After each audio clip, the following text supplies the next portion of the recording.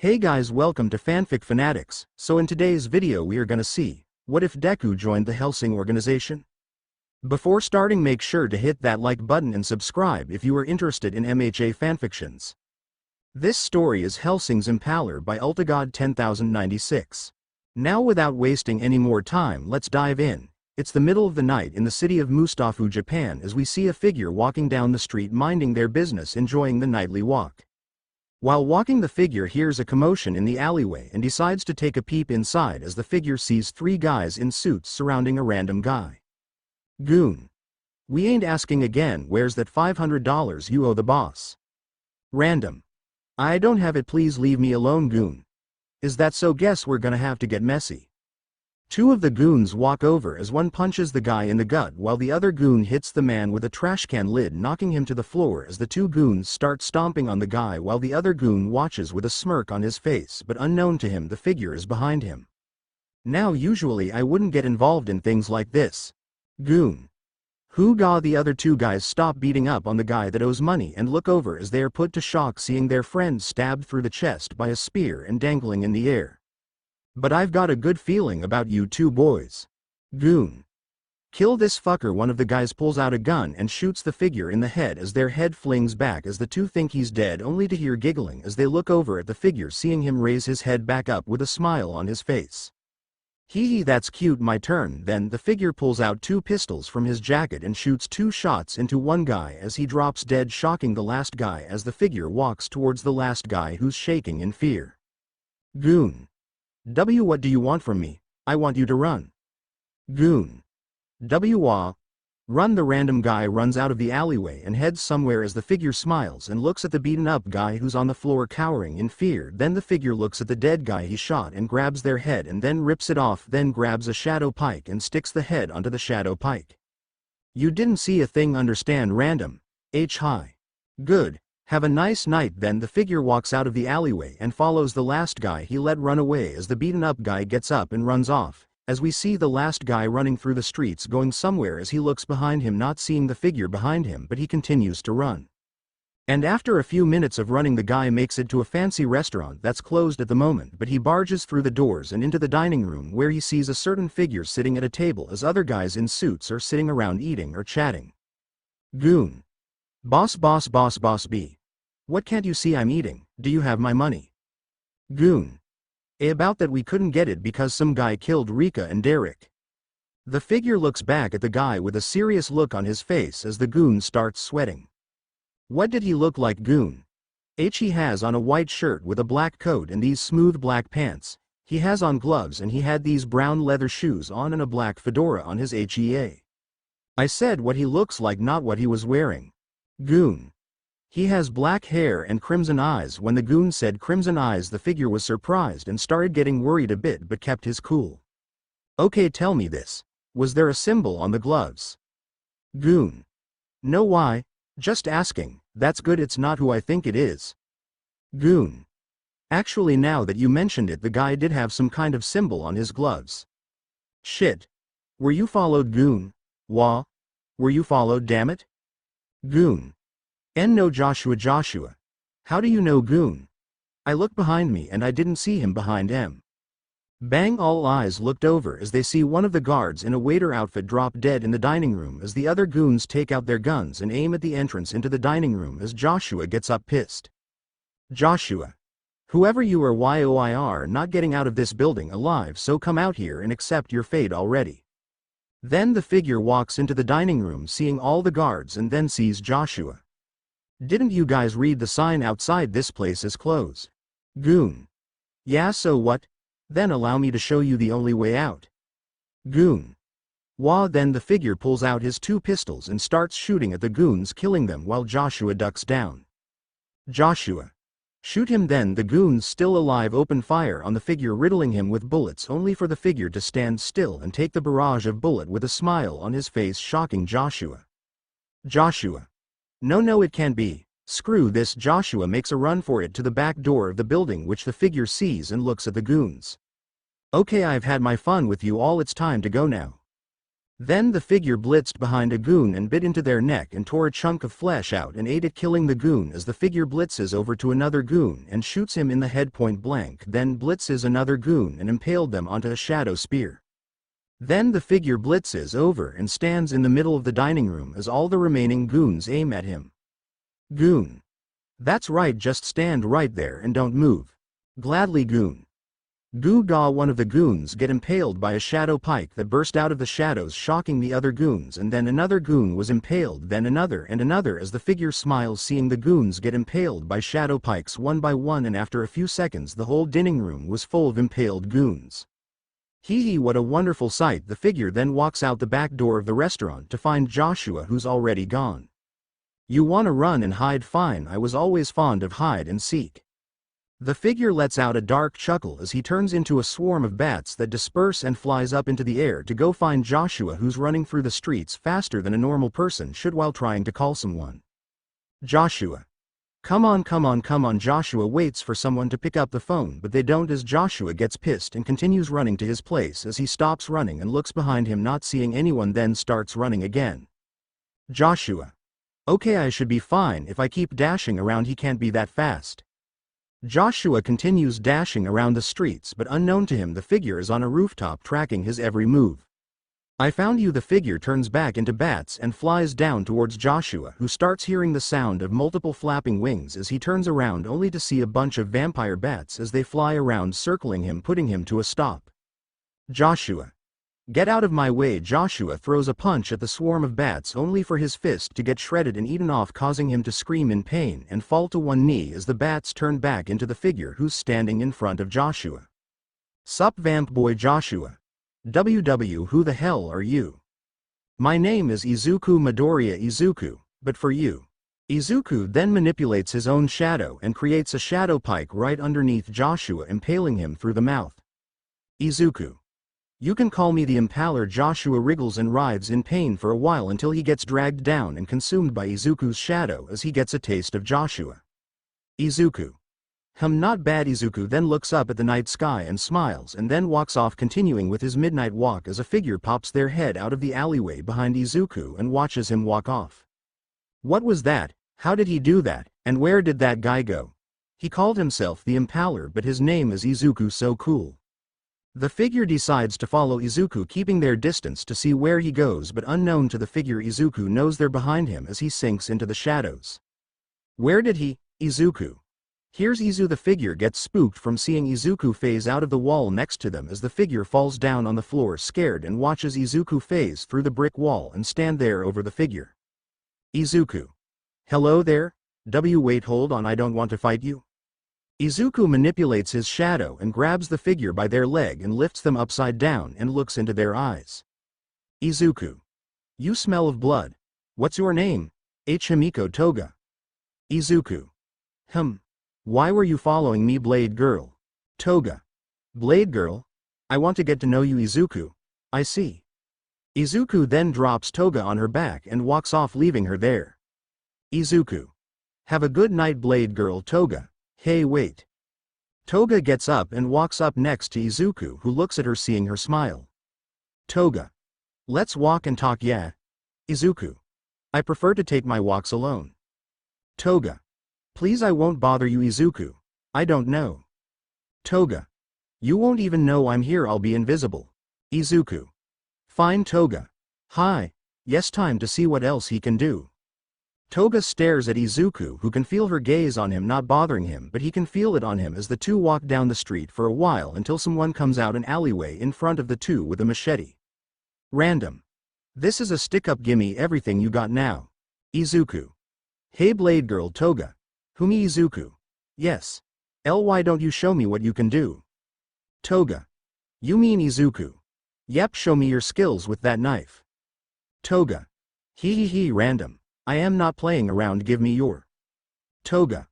Blood. Toga rushes the random, who saw her and swings his machete, but Toga blocks the attack with her knife. Then she kneed the guy in the gut, making him stumble back as Toga swings her knife, stabbing into the guy's neck as she slits his throat, killing him. Then she gets down and starts sucking the guy's blood, catching Izuku's attention. Izuku. So she's like a vampire, but she isn't a vampire. Probably her quirk, most likely. And after a few seconds Toga stops drinking blood and wipes her mouth. Toga. His blood is basic as always Izuku. So you're like a vampire, huh? Toga. That's not a problem, is it Izuku?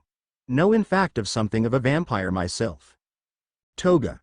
Really Izuku? Yep Toga. Like a for real life vampire. Izuku. Yep Toga. So you can burn in the sun Izuku? Not exactly. Toga. Huh? Izuku. I can be out in the sun, I just prefer the nighttime, and when I am out in the morning I keep my hat on, I don't like the sun rays. Toga. Oh. But you don't like garlic, right Izuku? That's a stupid myth someone made up, I can still eat garlic bread. Toga. Okay, but what about dying if you get stabbed in the heart with a stake? Izuku. It'll hurt, yes, but dying, no, not me. You okay, Blade Girl? Toga. Bite me Izuku. Ha Toga. Bite me. Toga. Make me a vampire Izuku. Give me one good reason why. Toga. I'll give you 3 Izuku. Okay Toga. 1 I'm fast, 2 I'm sneaky, and 3 I'm cute. Izuku. Okay, but tell me why I should make you a vampire, Blade Girl. Toga. I'm good with knives Izuku. Not good enough. Toga. Wait please, I've got nothing left Izuku. Toga. My parents beat me and threw me out the house. Everyone who comes into contact with me either run away or call me a villain. I've been chased by heroes and cops alike, and no matter what I do no one wants to be friends with me. Izuku. And I'm guessing you want to be friends with me. Toga. Yes, I've got nowhere else to go. If you don't mind I can come with you. Izuku. Quick question, are you a virgin Toga? Izuku. Well? Toga. Izuku. Answer bitch, have you had your back blown out or not? Toga. No Izuku. Thank you, that wasn't so hard was it? Toga. It's an embarrassing question Izuku. Anyway, come here real quick. Toga walks over to Izuku and looks at him, seeing him smile as Izuku gets closer to Toga, who blushing but smiling at the same time. Izuku. This might sting a bit Toga. Oh okay, Izuku suddenly bit into Toga's neck and gently pierced high fangs into her skin as Toga screamed from the pain and then fell unconscious. The hours pass, the moon is on the verge of going away while the sun is on the verge of emerging upward as we see Toga in a bed sleeping until she rises upward out of bed and yawns. Toga. Groan, what happened last night Izuku? I happened. Toga. Huh? Izuku. Tell me Blade Girl. How does it feel to become a vampire? Toga froze and looked over at Izuku, who's sitting on a couch next to the bed with a smile on his face as he throws her a mirror which lands in her lap as she looks at herself in the mirror and sees her eyes are now crimson red. Then she smiles and sees that she's got sharpened fangs. Toga. Blinks twice. Ahhhhh. Toga screams in joy for a few seconds before the room door burst open as 4 figures are seen. It's 2 o'clock in the morning and you're in here screaming, have some class, child. Toga. Who are you? Izuku. Toga, that is my master's master, Integra Hellsing. Integra. I would say it's nice to meet you, but you're new here and I gotta see some results before you talk to me. Izuku. As you can see, she's a lady of business and the one behind her is Walter. Walter. Pleasure to meet you dear and welcome to the Hellsing Manor. Toga. Thank you, Izuku. And that over there is Sarah's Victoria. Sarah's. Hello, Toga. Hi, Izuku. And last but definitely not least, my master Alucard. Alucard. Seems you found someone you like, turning them into a vampire. Izuku. Indeed, Toga. So what now? Integra. Once night comes around your mission will start, be ready, and Izuku make sure you keep her in check. Izuku. Of course Miss Hellsing, I'll look after Blade Girl like a lost puppy, a blonde lost puppy with a thirst for blood. It's a new day as we see the news discussing the dead gang member bodies found at the restaurant early this morning as we see a hero meeting going on at UA High discussing the topic. Kamui Woods. So 25 bodies are found inside of a restaurant impaled on these shadow sticks and you can't find out who did this at all. Naomasa. Nope, the shadows are untraceable, we tried everything and we got no result. Nezu. Whoever this is knows what they're doing. Kamui Woods. What makes you say that? Nezu. Those pikes are made of shadows. You can't trace back a shadow, can you? That means this person doesn't want to be found. Hound dog. And since no one was left alive, we don't have any witnesses to the scene. Aizawa. Groan, what the hell is going on? These past few nights bodies have been piling up left and right. All Might. Don't worry Aizawa, we will capture this villain by any means necessary. Power Loader. Isn't he more of a vigilante than a villain? All of his victims have been gangsters or people with criminal records. Inko. At the end of the day, murder is murder, there's no difference. Nezu. We need more underground heroes working on finding this person before things get worse out here. Aizawa. I'll see if I can find any more on my downtime. Nezu. Good, the more the merrier. Now then, this concludes this meeting. Get out there and keep the city safe. Then the heroes walk out, leaving Nezu's office as he sits in his seat and sighs. Nezu. I wonder who's the one doing all this and why. Meanwhile at the Hellsing Manor we see Integra in her office looking over some papers talking about certain strange activities that have been happening across Japan, Europe and Asia. Integra. So many basic missions: zombies, ghouls, newly turned vampires, nothing the other can't handle. Walter. Something bothering you, Miss Hellsing? Integra. No, just basic mission forums. Walter. I'm sure you can Toga out to handle one of those. Integra. No, according to Izuku he's certain that Toga is quite skilled at killing people. Walter. Yes, people but not vampires. Integra. I decide what mission she'll do and won't do. Walter. Of course, just my suggestion. Integra continues looking through the papers until she finds one that piques her interest. Integra.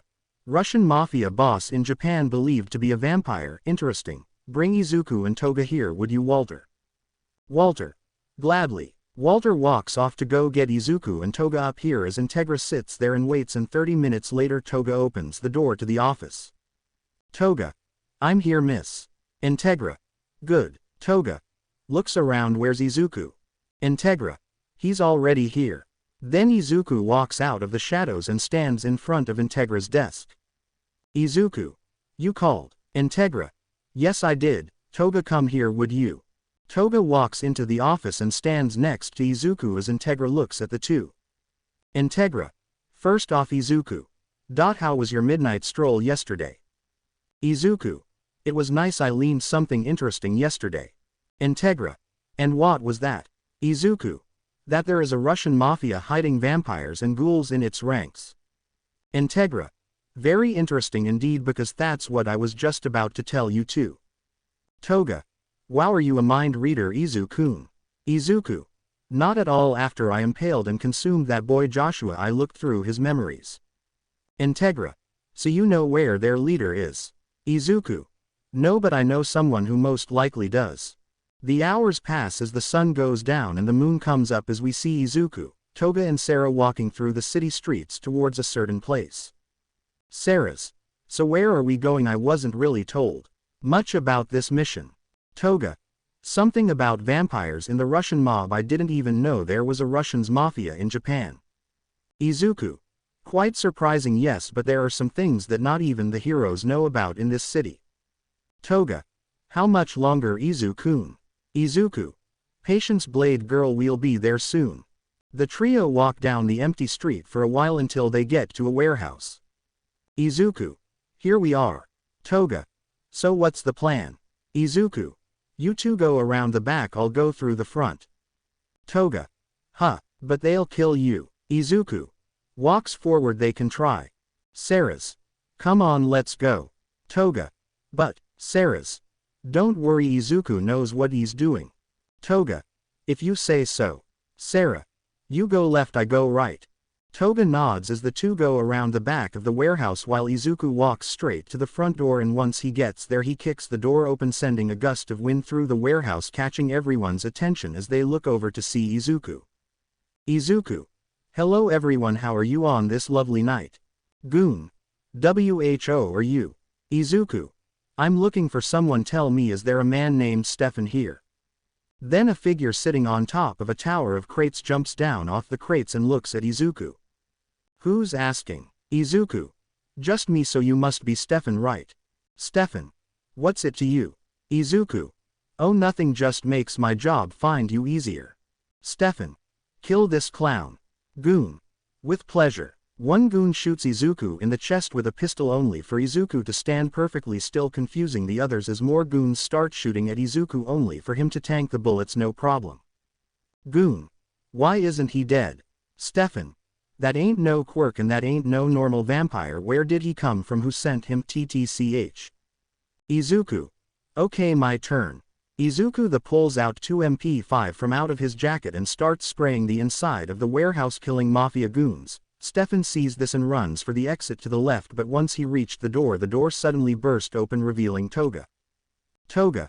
Surprise. Toga stabbed Stefan in the chest, but he grabbed her and threw her at Izuku, who stopped shooting and caught Toga as Stefan made a run for it. Stefan. I gotta alert the boss about TH. Bang. Stefan got his right leg shot off as he stumbles and hood towards his car, only for his left leg to get shot off as he falls face first on the concrete. Stefan.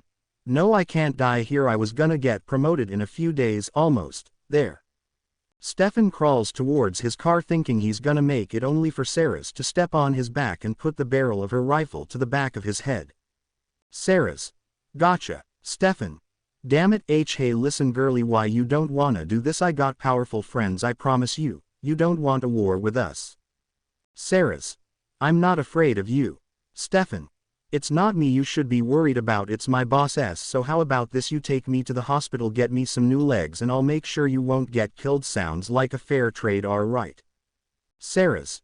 Just shut up and wait. Izuku. Seems you're having a friendly little chat. Sarah's.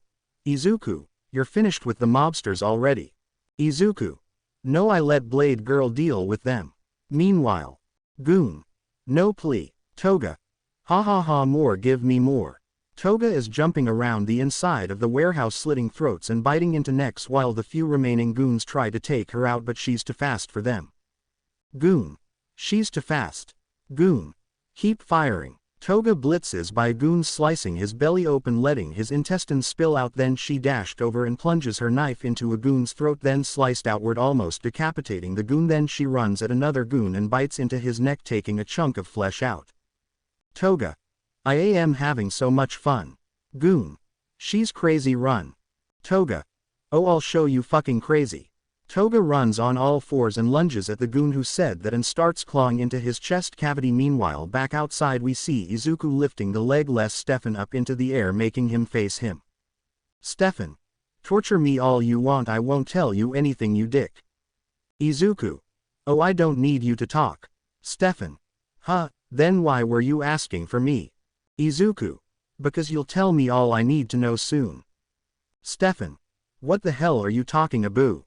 Izuku then throws Steven up into the air as he manipulates his shadow as a shadow pike penetrates through Stefan's chest as he coughs up blood and screams in pain, feeling his insides being devoured by Izuku's shadow. Then Stefan starts to sink into the shadows, stopping his screams as Izuku consumes Stefan.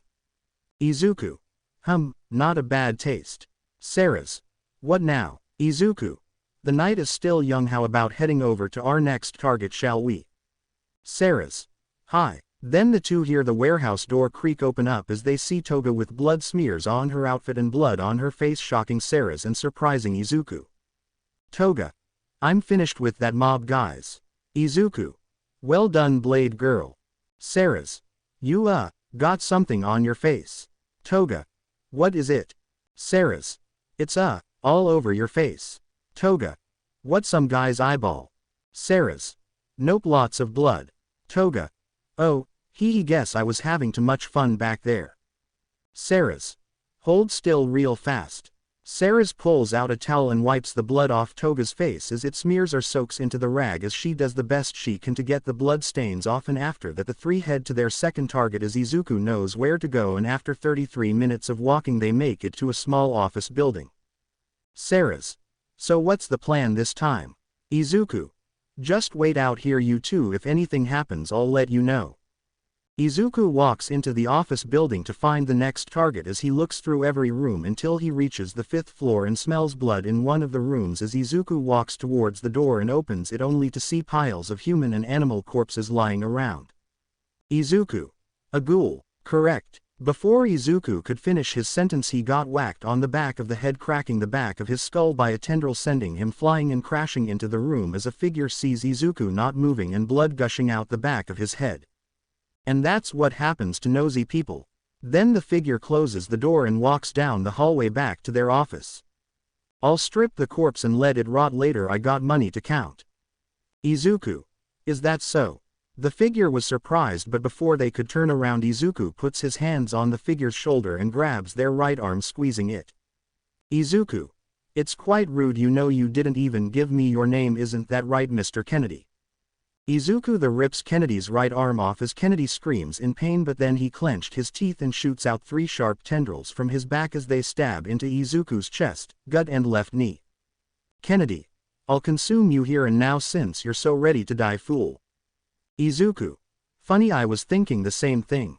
Izuku pulls out 2 double-barreled shotguns and puts them both to Kennedy's chest and pulls the trigger, sending Kennedy flying through the hallway and rolling across the floor. Izuku then regenerates and puts his shotguns away, and then he pulls out a wooden pike from his jacket. Izuku. Musical notes 1, 2, I'm coming for you, musical notes. Kennedy, hearing this and seeing the wooden pike start to put the pieces together, realizing how much danger he's in, as he gets up and runs off while Izuku starts walking. Izuku. Musical notes 3, 4, better lock your front door, musical notes. Kennedy runs into a random office and locks the door, then starts moving stuff in front of the door. Izuku. Musical notes 5, 6, better hope you don't slip, musical notes. Kennedy looks for a phone in the office and finds one on the office desk and quickly dials in a number. Kennedy.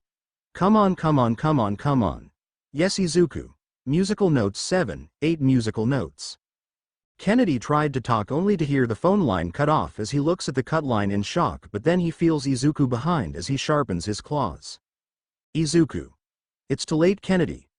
Kennedy swipes his hand at Izuku, who bites and rips 3 of his fingers off as Kennedy screams in pain and falls down to the floor. Kennedy. No, please, I know who you are, why you're Vlad the Impaler, aren't you? Izuku. Sorry, but no, Kennedy. Hawaga Izuku. I am the embodiment of Vlad the Impaler. Izuku stabs Kennedy in the gut with the wooden pike and then hoisted him up as he slides down onto the pike, still alive and coughing, leaking blood from his mouth as Izuku grabs his face and makes him look at him. Izuku. For what it's worth, you put up more of a fight than your pal Stefan. Kennedy. I always knew he was b-bitch made tea, that makes me feel better. Izuku. Glad I could help now then. Izuku then took a bite of our Kennedy's head, taking a chunk of his head off as Izuku began feasting on Kennedy, and after a minute Izuku was done with Kennedy's entire body as he gained his memories about 3 other vampires in the Russian mafia. Izuku. How very interesting. Izuku phases through the floor and all the way down to the first floor and then walks out of the front door and sees Toga and Sarah's. Izuku. Hello ladies. Sarah's. So how did it go? Did you find the target? Izuku. Yes, I did. He's no longer a threat, Toga. So on to the next one. Izuku. Indeed, the night's still young, perhaps we could take them all out in one night. Sarah's. You think so, Izuku? It's a possibility, but an achievable one. Sarah's. So we split up then, Izuku. You can handle your own, I know this, but Blade Girl is still a fledgling vampire, so she sticks by me. Sarah's. I understand, so who's my target, Izuku? Go to a beauty parlor on Shifogu Street, that's where your target is. Her name is Tabitha. Sarah's. Hi. Sarah's runs and jumps off, heading to Shifogu Street, while Izuku and Toga walk down the street headed for the other 2 targets. Toga. Izu, are you sure she can handle herself? Izuku.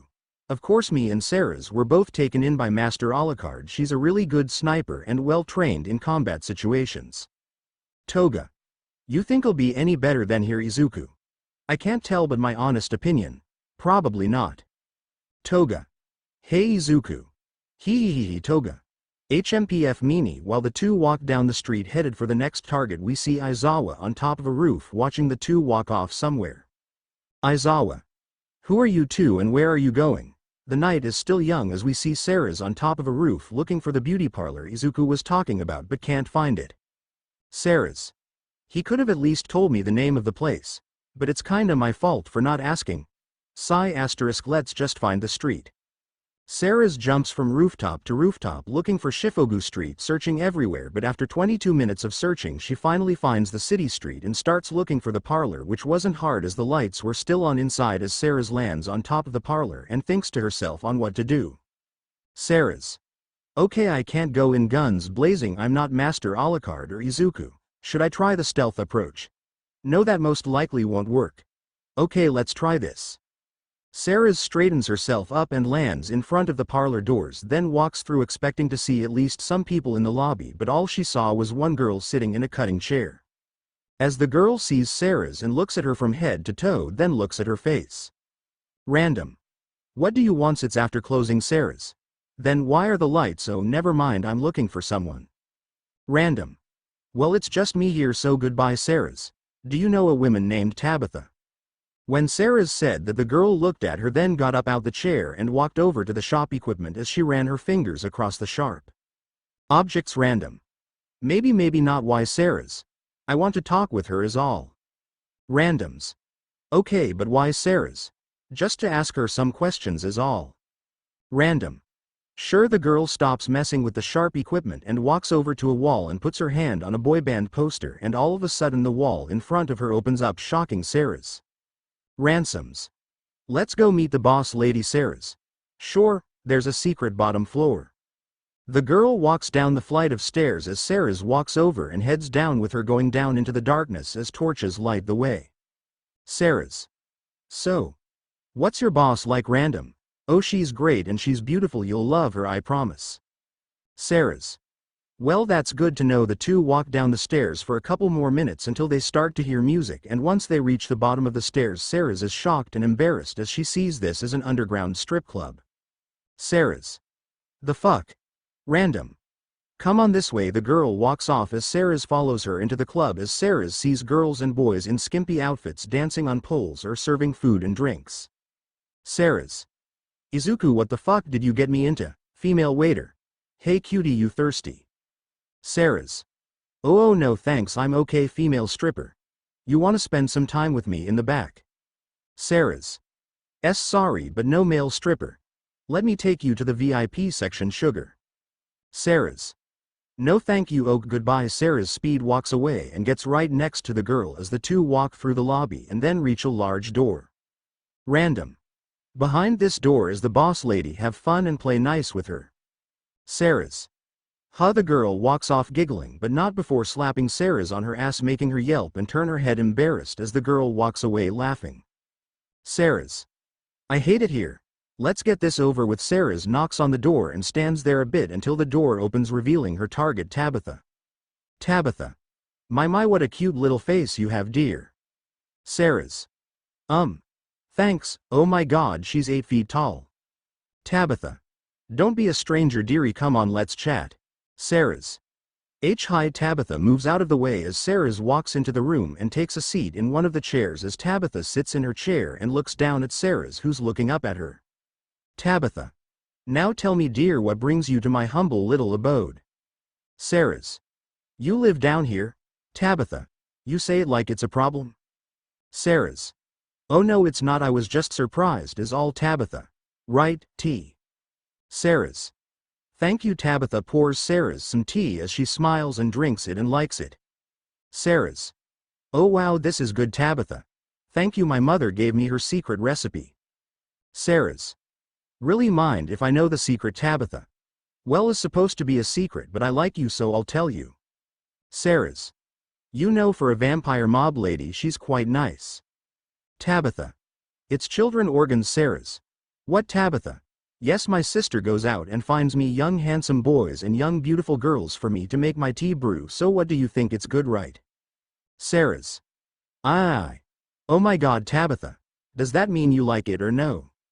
Bang, half of Tabitha's face was blown off as she screamed in pain, while Sarah's had a sawed-off shotgun in her hands and glared at Tabitha as she walked around the desk to finish the job.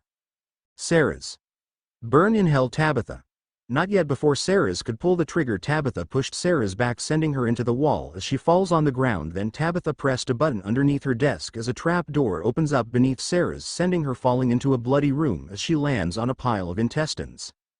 Then Tabitha gets back up and heals her face. The walks over to the edge of the trapdoor and look down at Sarah's. Tabitha. I bring you into my office, I show you kindness, I even tell you my mother's secret tea recipes and you shoot me. Sarah's. You turn kids into tea, what did you expect me to do? Tanitha.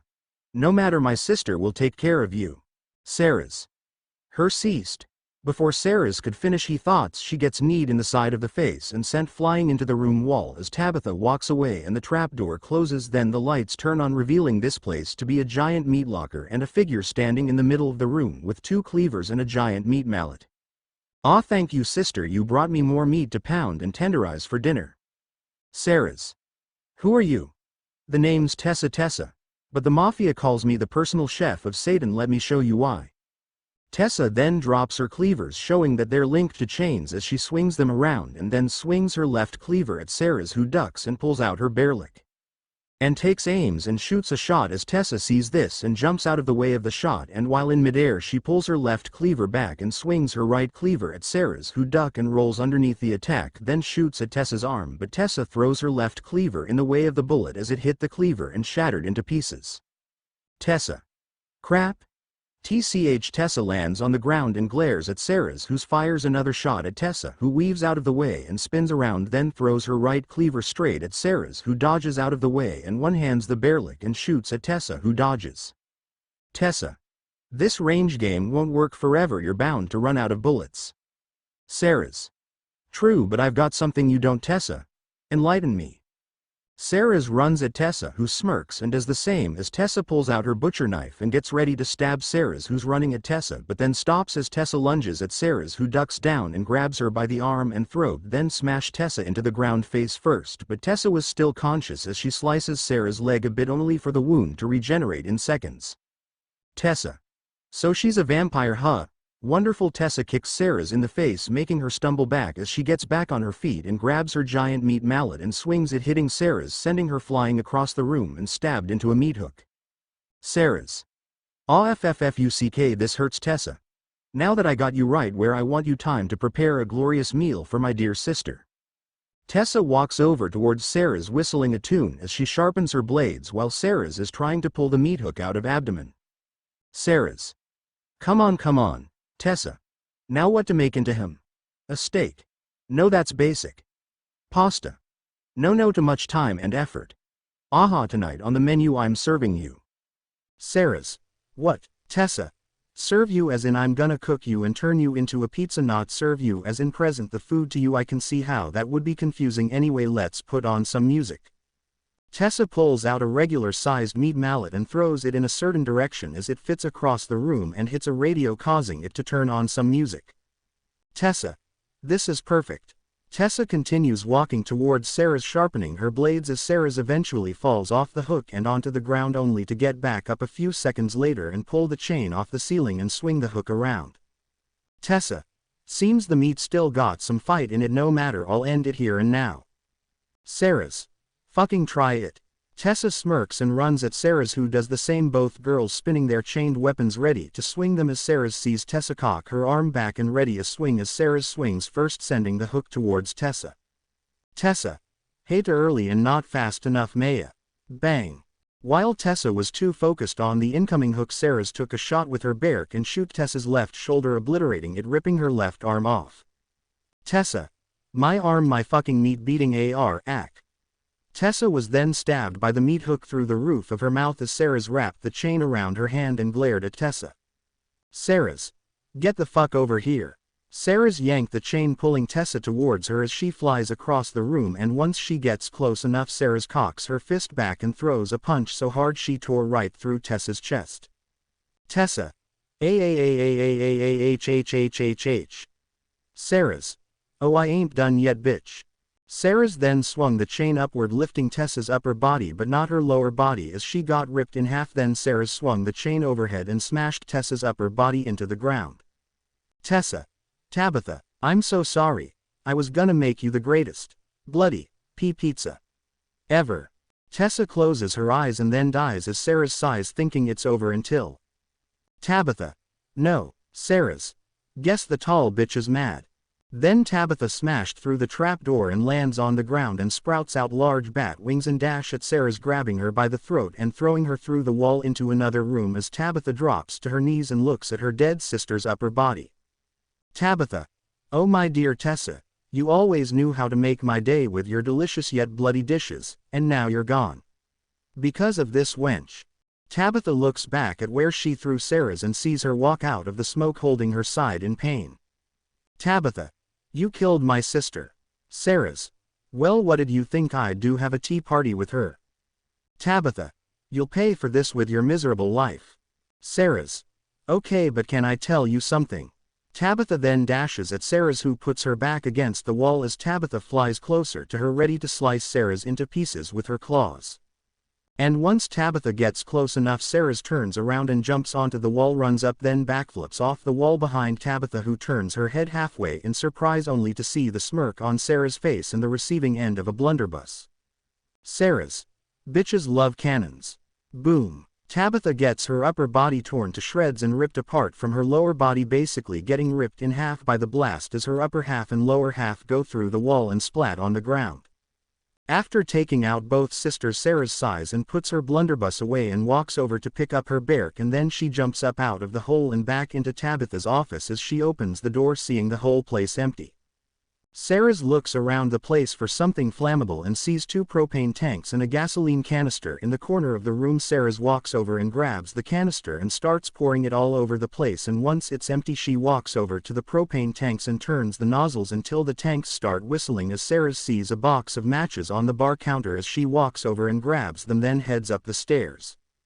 Once she gets all the way up the stairs back to the beauty parlor entrance, she grabs a match and lights it, then drops it down and walks towards the door and then heads outside. Meanwhile, the match falls in between the flight of stairs headed downward, and then after a few seconds the match hits the floor and fire instantly started spreading through the gasoline trails, but once it got too close to the propane tanks. *BOOOM. The whole underground club and the beauty parlor go up in flames behind Sarah's, who's walking away to go find the other 2. Sarah's. I need to have a chat with Izuku about that bullshit he sent me on. The night is still young as we see Aizawa arrive at the burning beauty parlor only to see firefighter trucks, heroes and civilians wondering what happened. Aizawa walks over to the detective who's staring at the burning building. Aizawa. What happened? Naomasa. Don't know, people in the area said they heard an explosion. Aizawa. Wasn't this a beauty parlor or something? Who would blow up a ladies' barber shop? Did you get in contact with the owner? Naomasa. Nope, not yet, but once this fire goes out we'll start an investigation as soon as the sun comes. Then Naomasa's walkie-talkie goes off as he takes it off his hip and listens. Cop. Shots fired inside of the Royal Hotel Domino. I repeat, multiple shots fired inside of the Royal Hotel Domino. Naomasa. I gotta go. Aizawa. I'm coming with you. Naomasa. Come on. The 2 run to Naomasa's car and get inside as Naomasa starts his car and drives to the Royal Hotel, as we cut over to the hotel where we see mafia members in a shootout with police, and Izuku is in the mix, taking out both sides along with Toga, who's running around stabbing people and drinking blood. Goon. WHO called the cops. Goon. Forget the cops. WHO the hell or thighs TW. Bang. A goons gets shot through the head, dropping dead as the others look over to see Izuku with dual Colt pistols. Izuku. I do like a change in scenery. Goon. Kill him. Cop. Arrest them. The mobsters open fire onto Izuku, who tanks the bullets and continues firing at the mafia goons, laying them to waste, while the police shoot at the mafia goons as well, causing them to run and retreat up some floors. Then the police focus their attention on Izuku and Toga as they aim their guns at them. Cop. Drop your weapons and gets on the ground, both of you. Toga. Let's just kill them and get after those mafia guys. Izuku. Patience, Blade Girl, not every situation needs to resort to violence. Cop. Down on the going now or we will open fire. Izuku. Unless someone takes it that way. Izuku the aims his Colts and shoots at the cops, killing 4 of them as they open fire, not doing anything to him, while Toga runs in and weave the bullets as she reaches the cops and stabs one in the head, then stabs another in the gut 6 times, then weaves out the way of a bullets and stabs a cop in both the eyes. Cop. Fall back, fall BA. The cop drops dead from a speeding bullet as the rest that are still alive start to run back outside, only for Toga to chase after them, refusing to let them escape while Izuku heads up towards the Mafia. Meanwhile, on the 6th floor we see Mafia goons preparing for the two as they turned the hallway into barricade, as they have M60s and assault rifles, and one specific person has a RPG. When that door opens you lay waste to whoever comes out, do you understand? Goon. Yes, goon. But Rennet, what if it's a hotel guest? Rennet. Well, that's too damn bad, because they're gonna be introduced to a huge bullet storm. The group of mobsters wait there in silence, and after a few seconds they someone coming up the elevator as they start to sweat and hold their position while Rennet smirked, ready to blow the whole elevator down, and once the elevator dinged and opened, the goons opened fire except Rennet, who didn't see a single person inside. Rennet. Wait, stop, Dostado CHNOENOUGH. The goons stop firing as they don't see anybody inside expect a dinner delivery cart. Goon. It's just a food cart. Goon. Well, there goes somebody's wine. Rennet. One of you go and salvage what's not full of lead. One of the goons jumps over the barricade and towards the cart and rummages around for anything until they see a note that says, Goon.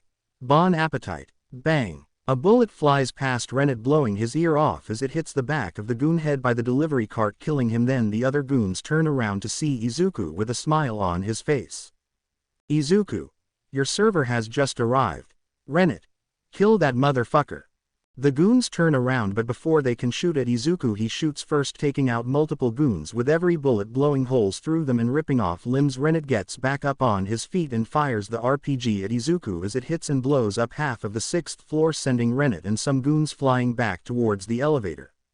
Rennet gets up on his feet and looks at the smoke and smirks, then starts laughing, thinking he killed Izuku, until he hears laughter coming from the smoke, shutting him up in a matter of seconds. Rennet. What, Izuku? That was a nice effort. Izuku then walks out of the smoke, quickly regenerating half of his body, shocking Rennet. Izuku. You get points for trying. Rennet. And no, I thought I killed you. Izuku. Oh, don't feel bad, at least you tried. Rennet looked around for any other weapons, but couldn't find any until he saw a goon with an M60 and picked up the goon and pried the gun out. Tuesday good hands then threw the goon at Izuku, who impaled the goon through the chest with a wooden pike. Rennet. Die, you bastard. Rennet lets loose, firing the M60 at Izuku, who continues walking through the bullets as Rennet sees this and gets scared as he back up, only to slip and fall down on top of the deliver cart as he tries to get back up, only for Izuku to put his foot on his chest. Rennet. No, wait, you want the boss right, not me, I can take you to him, just let me go. Izuku. Tempting offer, however. Rennet then gets impaled through the chest by a shadow pike and slowly eaten alive by Izuku's shadow as he screams in pain. Izuku. I'll find out all on my own. Rennet then gets stabbed by 2 more shadow pikes and dragged into Izuku's shadow, consuming him as Izuku sees Rennet's memories. Izuku. The last one is not far, it seems. Izuku then phases through the floor and finds Toga covered in cop blood. Toga. Did you find the vampire guy, Izuku? Izuku.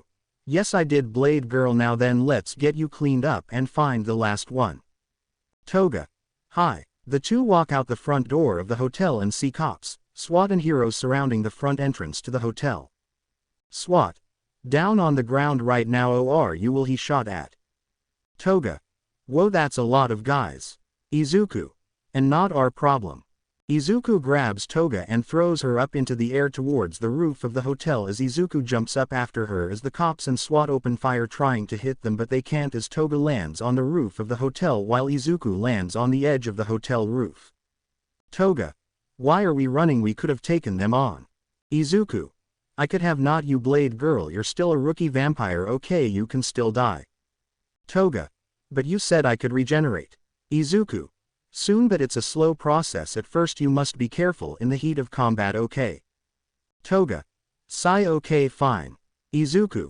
Good, now let's go. The two then run off the hotel rooftop and jump down onto another rooftop, heading for the last target of the night, but first Izuku had to get Toga cleaned up, so they headed to a ship dock. Toga. Is this where the target is? Izuku. No. Toga. Then why are we out here? Izuku. Up you go. Toga. Wait, what are you doing?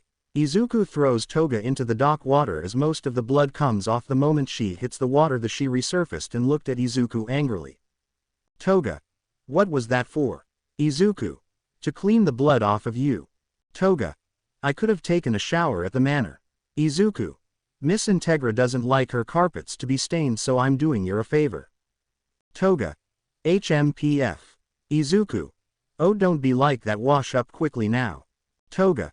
Fine. Toga washes the blood off of her skin, but the blood on her outfits was stained on there, so it wasn't coming off that easy, and after a few minutes Toga was clean, but her outfit was drenched in water and blood.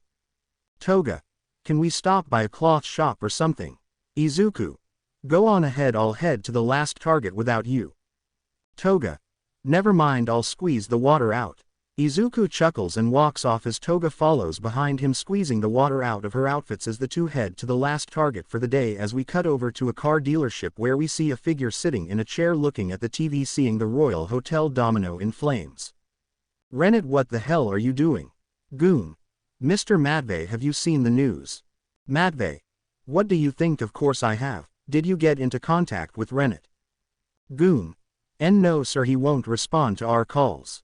Matvey. I see. Goon. Do you think it's an accident? Matvey. No, this was more than an accident, it's something else. Goon.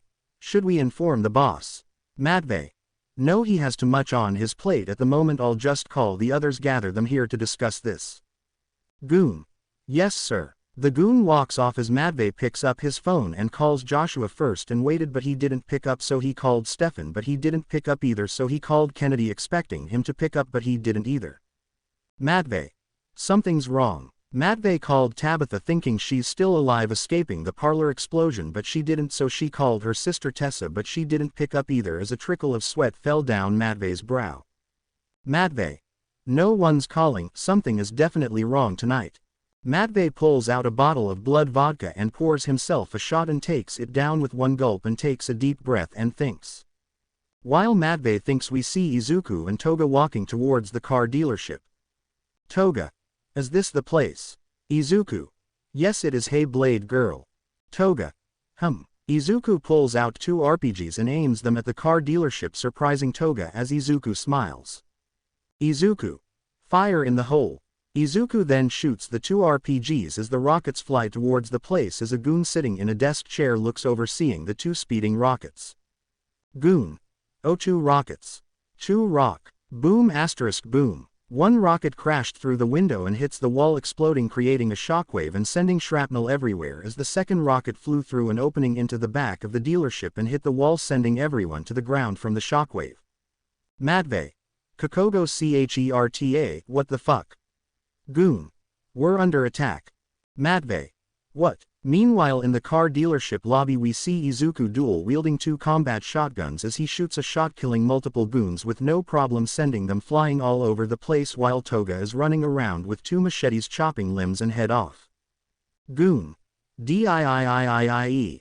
The goon shoots his assault rifle while Toga dodges the bullets and reaches the goon and chops his head clean off, then spin kicks it at another goon who gets hit in the head and fall down to seize Toga, jump up at him and stab him in the face. Meanwhile, Izuku is shooting left and right, sending goons flying, torn apart from the scatter shots, as a goon throws a grenade at Izuku's foot, who sees this as the grenade goes off. Toga. Izuku. Goon. Ha, got him, that's on. A bullet speeds through the smoke and hits the goon in between the eyes as he drops dead, as Toga sees Izuku now dual-wielding deagles and regenerating with no problem. Izuku. Please, I got hit with a rocket before I got here. Izuku then shoots at the few remaining goons, killing them all, leaving only him and Toga alive in the lobby as they head to the back of the dealership where Matvey is. As we see Matvey in his office, seeing all that on the security cameras, and is shocked. Matvey. The Hellsing cooperation has 2 more vampires, shit, I gotta get out of here. I'll cover your escape, Master Matvey. Matvey. Good, I'm counting on you, Mr. Holden. Matvey. Don't fuck this up. Holden. Goodbye. Holden walks out of Matvey's office as Matvey grabs everything he can and prepares to head back to Russia, as we see Izuku and Toga going separate ways. Izuku went left while Toga went right, both getting into fights with the few goons in the back and easily taking care of the goons. We see Toga walking down the hallway with a smile on her face after killing some mafia goons behind her. Toga. I'm gonna say it, meeting Izu-kun and becoming a vampire was the greatest decision I ever made, huh? Toga sees Holden, who sees her and aims his minigun at her as it rotates and then fires tons of bullets at Toga, who quickly opens a door and uses it as cover. Toga. He's got a fucking minigun, what the hell? Holden grabs a flashbang off his hip and throws it at Toga, who sees it coming as it hits the ground and goes off, blinding Toga. Toga holds her eyes in pain as Holden walks over to her and aims the minigun at her, ready to end her life as Toga swings her blade at Holden in an attempt to cut him, but he grabs her arm and karate chops it, making Toga drop her machete and loose the feeling in her right arm. Then he takes aim as the minigun rotates. Holden. One down, one more to G. Bang. Holden gets shot through the side of his gut as he falls down, holding his side in pain, as Sarah's was standing at the end of the hall. Sarah's. Seems I got her in time, huh? Toga. I think I've gone blind. Sarah's. Oh, relax, you'll be fine, give it some time. Holden. Groan, this can't be. Sarah's walks over to Holden, who's losing blood and crawling away, scared of dying and failing Matvey. Holden. I promised Master Matvey. Sarah's. Don't worry, your master is next. Holden, hearing this, goes for his knife and tries to stab Sarah's, only for Sarah's to shoot him in the chest with her bare, putting a hole through his chest, killing him. Sarah's. He was just a normal human, weird. Toga. Oh, my eyes, my pretty eyes. Sarah's. Toga, relax, you're fine, look at me. Sarah's grabs Toga's arms and makes her look at her as Toga blinks a couple of times and sees Sarah's. Toga. Oh, hey, Sarah's. Hey, I can see. Sarah's. Yeah, we heal really fast, where's Izuku? Toga. He went after the last target, why? Sarah's. Oh, no reason, just wanna have a little chat with him about my target. Meanwhile, with Izuku, we see him walking down the street following the blood trail that Matvey left behind after he blew his shoulder off. Izuku. He 1, 2, I'm coming for you. We see Matvey running down the street with a suitcase full of important files and a dangling left arm, terrified. Matvey. No, not like this, please, God save me. Izuku. 3, 4, pray to the Lord. Matvey looks behind him, not seeing Izuku, but he knows he's coming after him, so he runs faster as his left arm comes off and falls to the ground. Izuku. 5, 6, this is it. Matvey runs and runs until he falls down to the floor as he slowly gets back up. Matvey. I will not be taken that easily, I have to get back to Russia to inform the boss. Izuku. 7, 8. Matvey, hearing Izuku behind him, pulls out his pistol out from his jackets and shoots aimlessly while screaming in fear as he runs out of ammo and sees Izuku nowhere. Matvey. Where did he go? I could have sworn he was right behind me. Izuku. You're too late. Matvey looks forward and sees Izuku standing over him with a smile on his face. Izuku. Hello there, Mr. Matvey, going somewhere? Matvey. Why, you don't know what you're doing, kill me and you will anger the Russian mafia. Izuku. I know, Matvey. Then blarg. Matvey gets impaled by a shadow spike through his gut as he slowly slides down face to face with Izuku, who grabs his face as Matvey sees Izuku's smile widen and twist into a sadistic one, scaring Matvey. Izuku.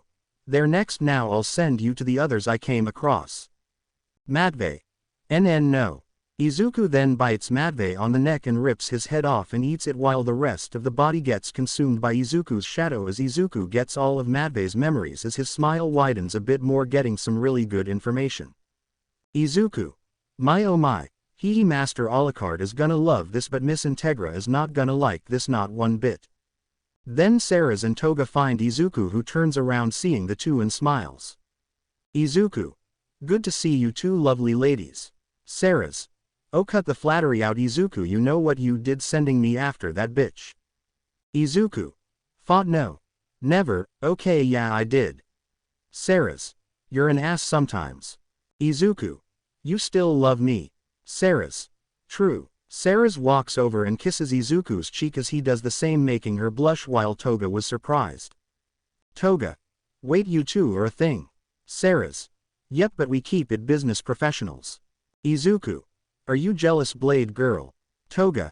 HMPF no. Kinda, maybe.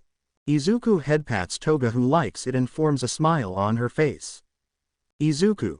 Don't be jealous, I'm sure you'll find your significant other one day. Himiko Toga. Toga. But what if wait you said my name. Izuku. Yes I did Blade Girl. Toga. The fuck, Sarah's. Don't worry Izuku and Master Alucard like to do that a lot. Izuku. Hee anyway let's go, I've got some very interesting information for Miss Integra. The trio leave and head back to the Hellsing Manor, leaving behind death and destruction in the city of Musudafu, Japan. Izuku. Tonight was indeed a lovely night. It's a new day as we see the heroes watching the news, seeing the hotel fire and the destroyed beauty parlor and the many mafia corpses that were found in different parts of the city. Nezu. 320 Russian mafia members all dead in one night, that's scary. Mount Lady. This doesn't make any sense, who is doing this? Aizawa. I don't know, but they're probably not human. Naomasa. The same can be said about our two suspects here. Naomasa puts two pictures on the table for everyone to see as they see Izuku and Toga. Aizawa. These two were seen walking out the front entrance of the hotel, and when they were ordered to stand down, the boy threw the girl up towards the roof, then jumped up after her. Keep in mind the hotel at 50-storied high. Midnight. Whoa, that's a long jump. Naomasa. The one with black hair we don't know anything about, but the blonde girl we recognize her. We've gotten calls from civilians talking about a blood-crazed child running around terrorizing backstreets. Her name's Himiko Toga. Present Mike. What about her parents? Naomasa. I sent a squad car there earlier to gather information, but they don't know anything about her whereabouts. Death Arms. Damn. Smentos. So then we find the girl. Nezu. Seems like it. Let's start there first, okay? All Might. Finally a lead, this has to stop as soon as possible. Nezu. And it will just go out and search the streets. This meeting is over, ta-ta. The heroes walk out of the office, leaving Nezu, who looks at the photo seeing Toga and Izuku, but when he looks at the picture of Izuku he feels familiar with him. Nezu. I don't knows why, but it feels like I know this young man from somewhere, how odd. Meanwhile at the Hellsing Manor we see Integra in her office, pissed and annoyed after what Izuku told her earlier in the morning. Integra. These petty motherfucking bastard are still activate even in this day and age. Groan. Walter. Are you okay, Miss Integra? Integra. No, apparently the Nazis are still active somehow, someway. Walter. Odd. Integra. And I thought the church was the only concern. Now the World War II petty party are still around and are linked to the Russian mafia boss we're after. Walter. No need to stress, Miss Integra, I'm sure you'll find a way through. Integra. Sigh. Of course, thank you, Walter. Walter. Of course, may I offer you some tea? Integra. Yes please. Walter pours Integra tea as she takes a sip and puts the teacup down and sighs. Integra. You know the Nazis aren't the only reason I'm in a bad mood. Walter. What else is there? Integra presses a button on her desk as she and Elster can hear Izuku and Alucard's conversation through their telephones. Alucard. So you're telling me that I was right? Izuku. Yes master, the Nazis are back. Alucard. He. Alucard. It'll be London all over again also. Neat. And she said the possibility of Nazis was low. You did tell Master Integra, right? Izuku. Yes. Alucard. What was her face like? Izuku. Shock and surprise. Alucard. Hey. Izuku. Haha. Alucard. Haha hey. Izuku. Haha hey hey hey. The two start chuckling over the phone as Integra groans in annoyance hearing them chuckling while Walter stands there with a calm smile on his face. Walter.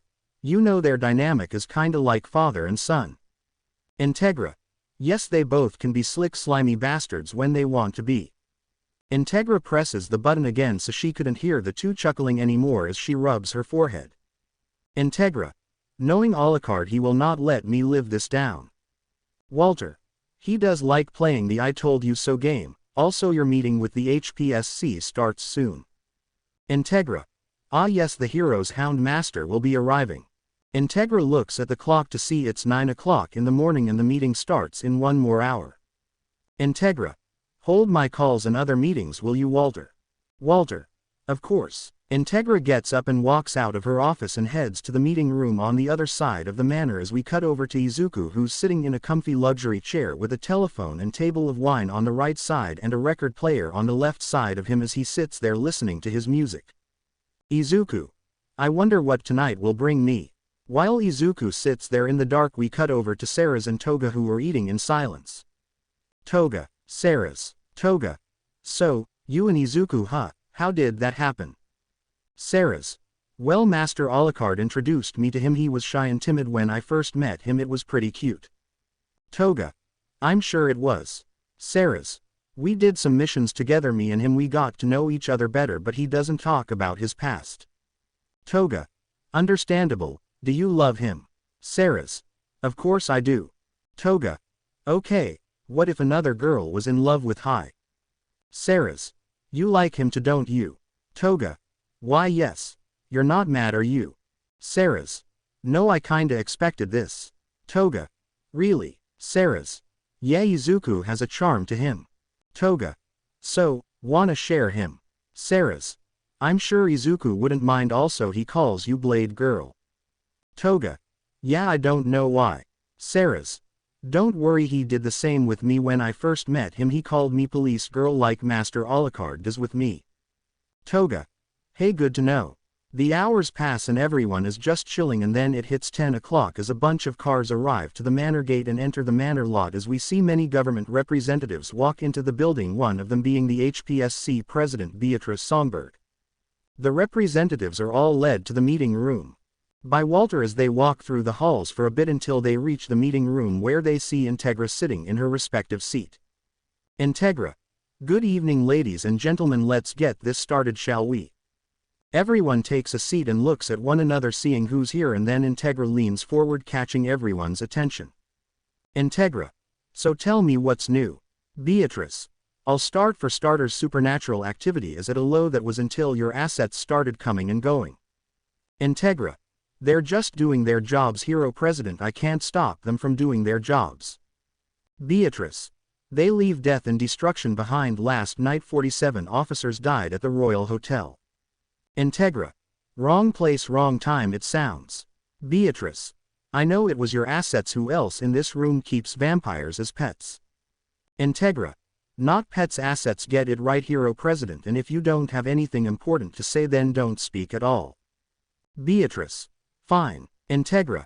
Now then, anyone else have anything important to say? While the meeting continues, we cut outside to the manor gates, where we see two guards patrolling the front until a van drives forward towards them. As they stop the van. Guard. This is private property, turn around and leave. Random. Oh really? I was called about a birthday party. Guard. What's the surprise? Random. I go out with a bang. Guard. Wah. *BOOOM.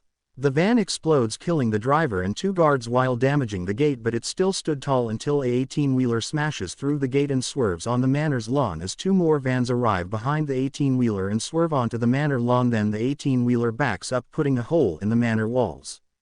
Attention ghouls and mobsters, this is your driver speaking. We have arrived at our destination. Now let's get this party started.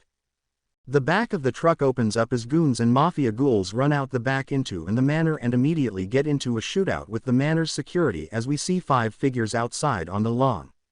So this is where the vampire known as Alucard is, huh? Alright, Pavel, you, Vadim and Oleg find that Integra women and kill her, while me and my cousin will find the vampires. Got it? Pavel, Vadim, Oleg, Pavel. It will be done, Victor. Victor. Let's go, Viserion. Viserion.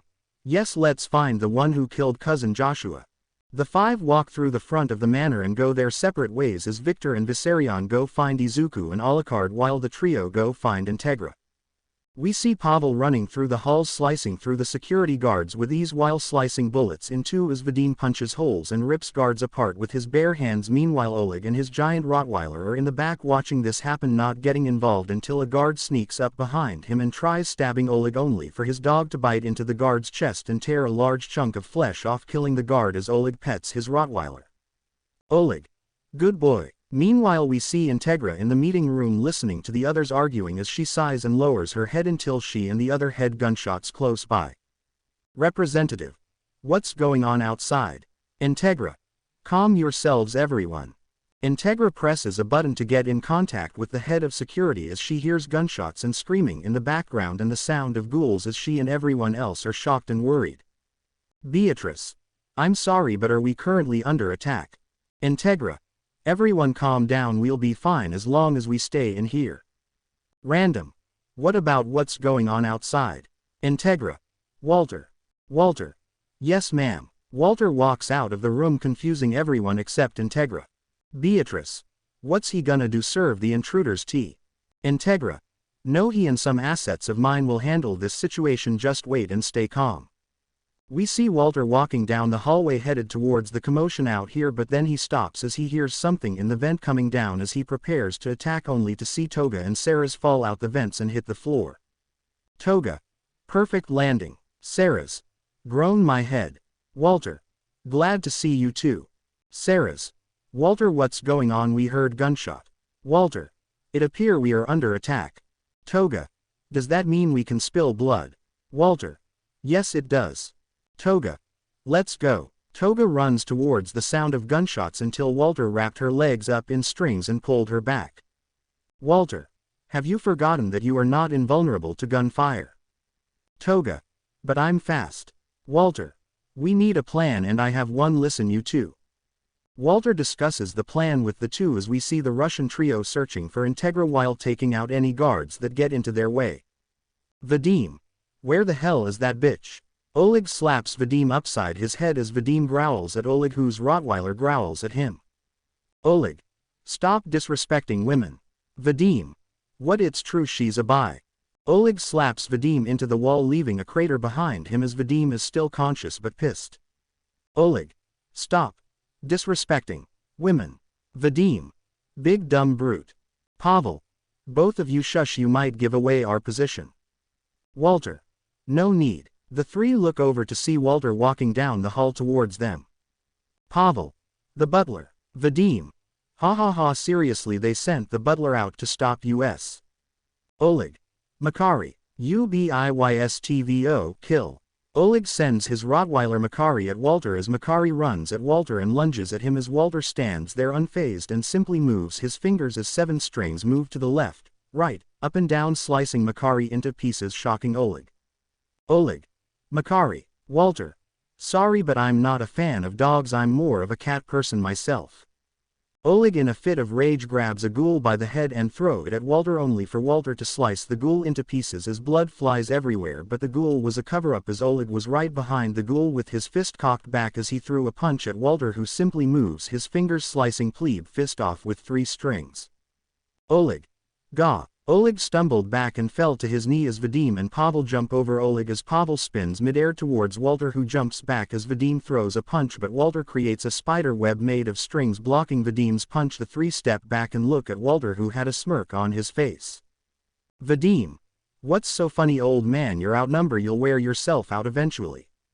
Walter. Ladies, if you may be so kind. The trio didn't know what Walter was taking about until Walter moved out of the way, then a shot rang out as Oleg got shot through the chest and dropped dead, shocking Vadim and Pavel as they look in the distance to see Sarah's with an anti-tank rifle. Pavel. Oh fuck, that's an anti-tank rifle. Vadim. Realizes asterisk, oh fuck, that's an anti-tank rifle. Sarah's shoots at Vadim, grazing his right cheek but obliterating his right ear and breaking the stitches as the right side of his face dangles down. Pavel sees this and calls for reinforcements from the goons and ghouls, but they're not coming. Pavel. TCH, where are those damned ghouls? Walter. I'm sure they're in the care of a lovely young lady. Meanwhile. Goon. Run, she's fucking ma ga. A goon gets stabbed through the back of the chest with a spear that was on the wall. Toga.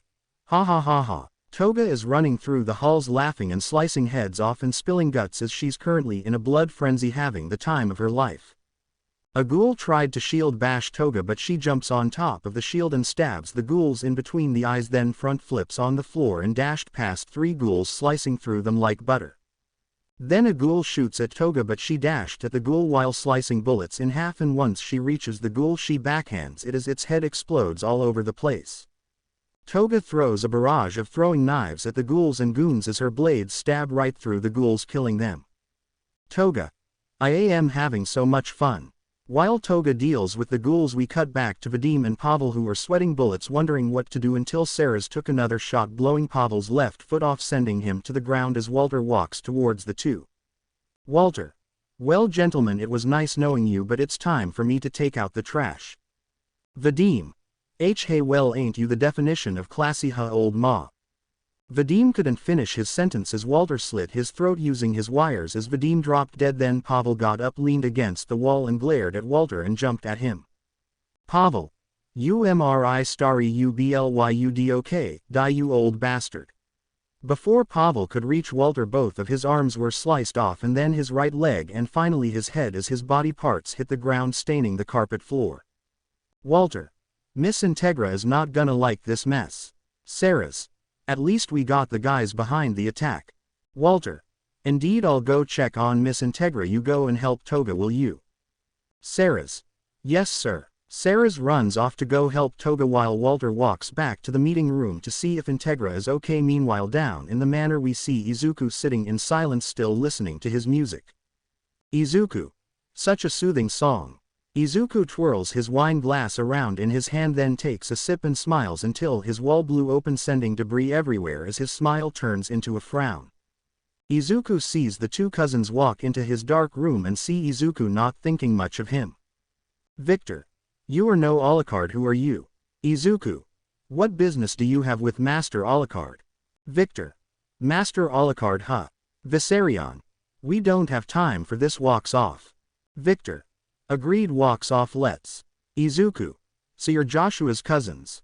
When Izuku mentioned Joshua, Victor and Viserion stopped in their tracks and looked back at him, seeing the smirk on his face. Izuku. Am I re? Viserion. What did you do to my cousin? Viserion pulls out two Tech 9s as Izuku stands up and pulls out two AK-47s while Victor suddenly blitzed Izuku and kicked Izuku in the chest, sending him sliding back. Victor. Congratulations, you just made yourself our enemy. Izuku. And you two now have to deal with me. Victor. You're no Alucard, but I'll make an exception. Izuku. Be grateful it's me you ran into and not my Master Alucard. Now then, shall we? Viserion. You didn't answer my question. What did you do to my cousin? Izuku. I consumed him, and when I did I saw you two in his memories. Viserion, hearing this, was enraged and started shooting at Izuku, who does the same while Victor runs off, avoiding the gunfire. Then the other two boys start running around the room.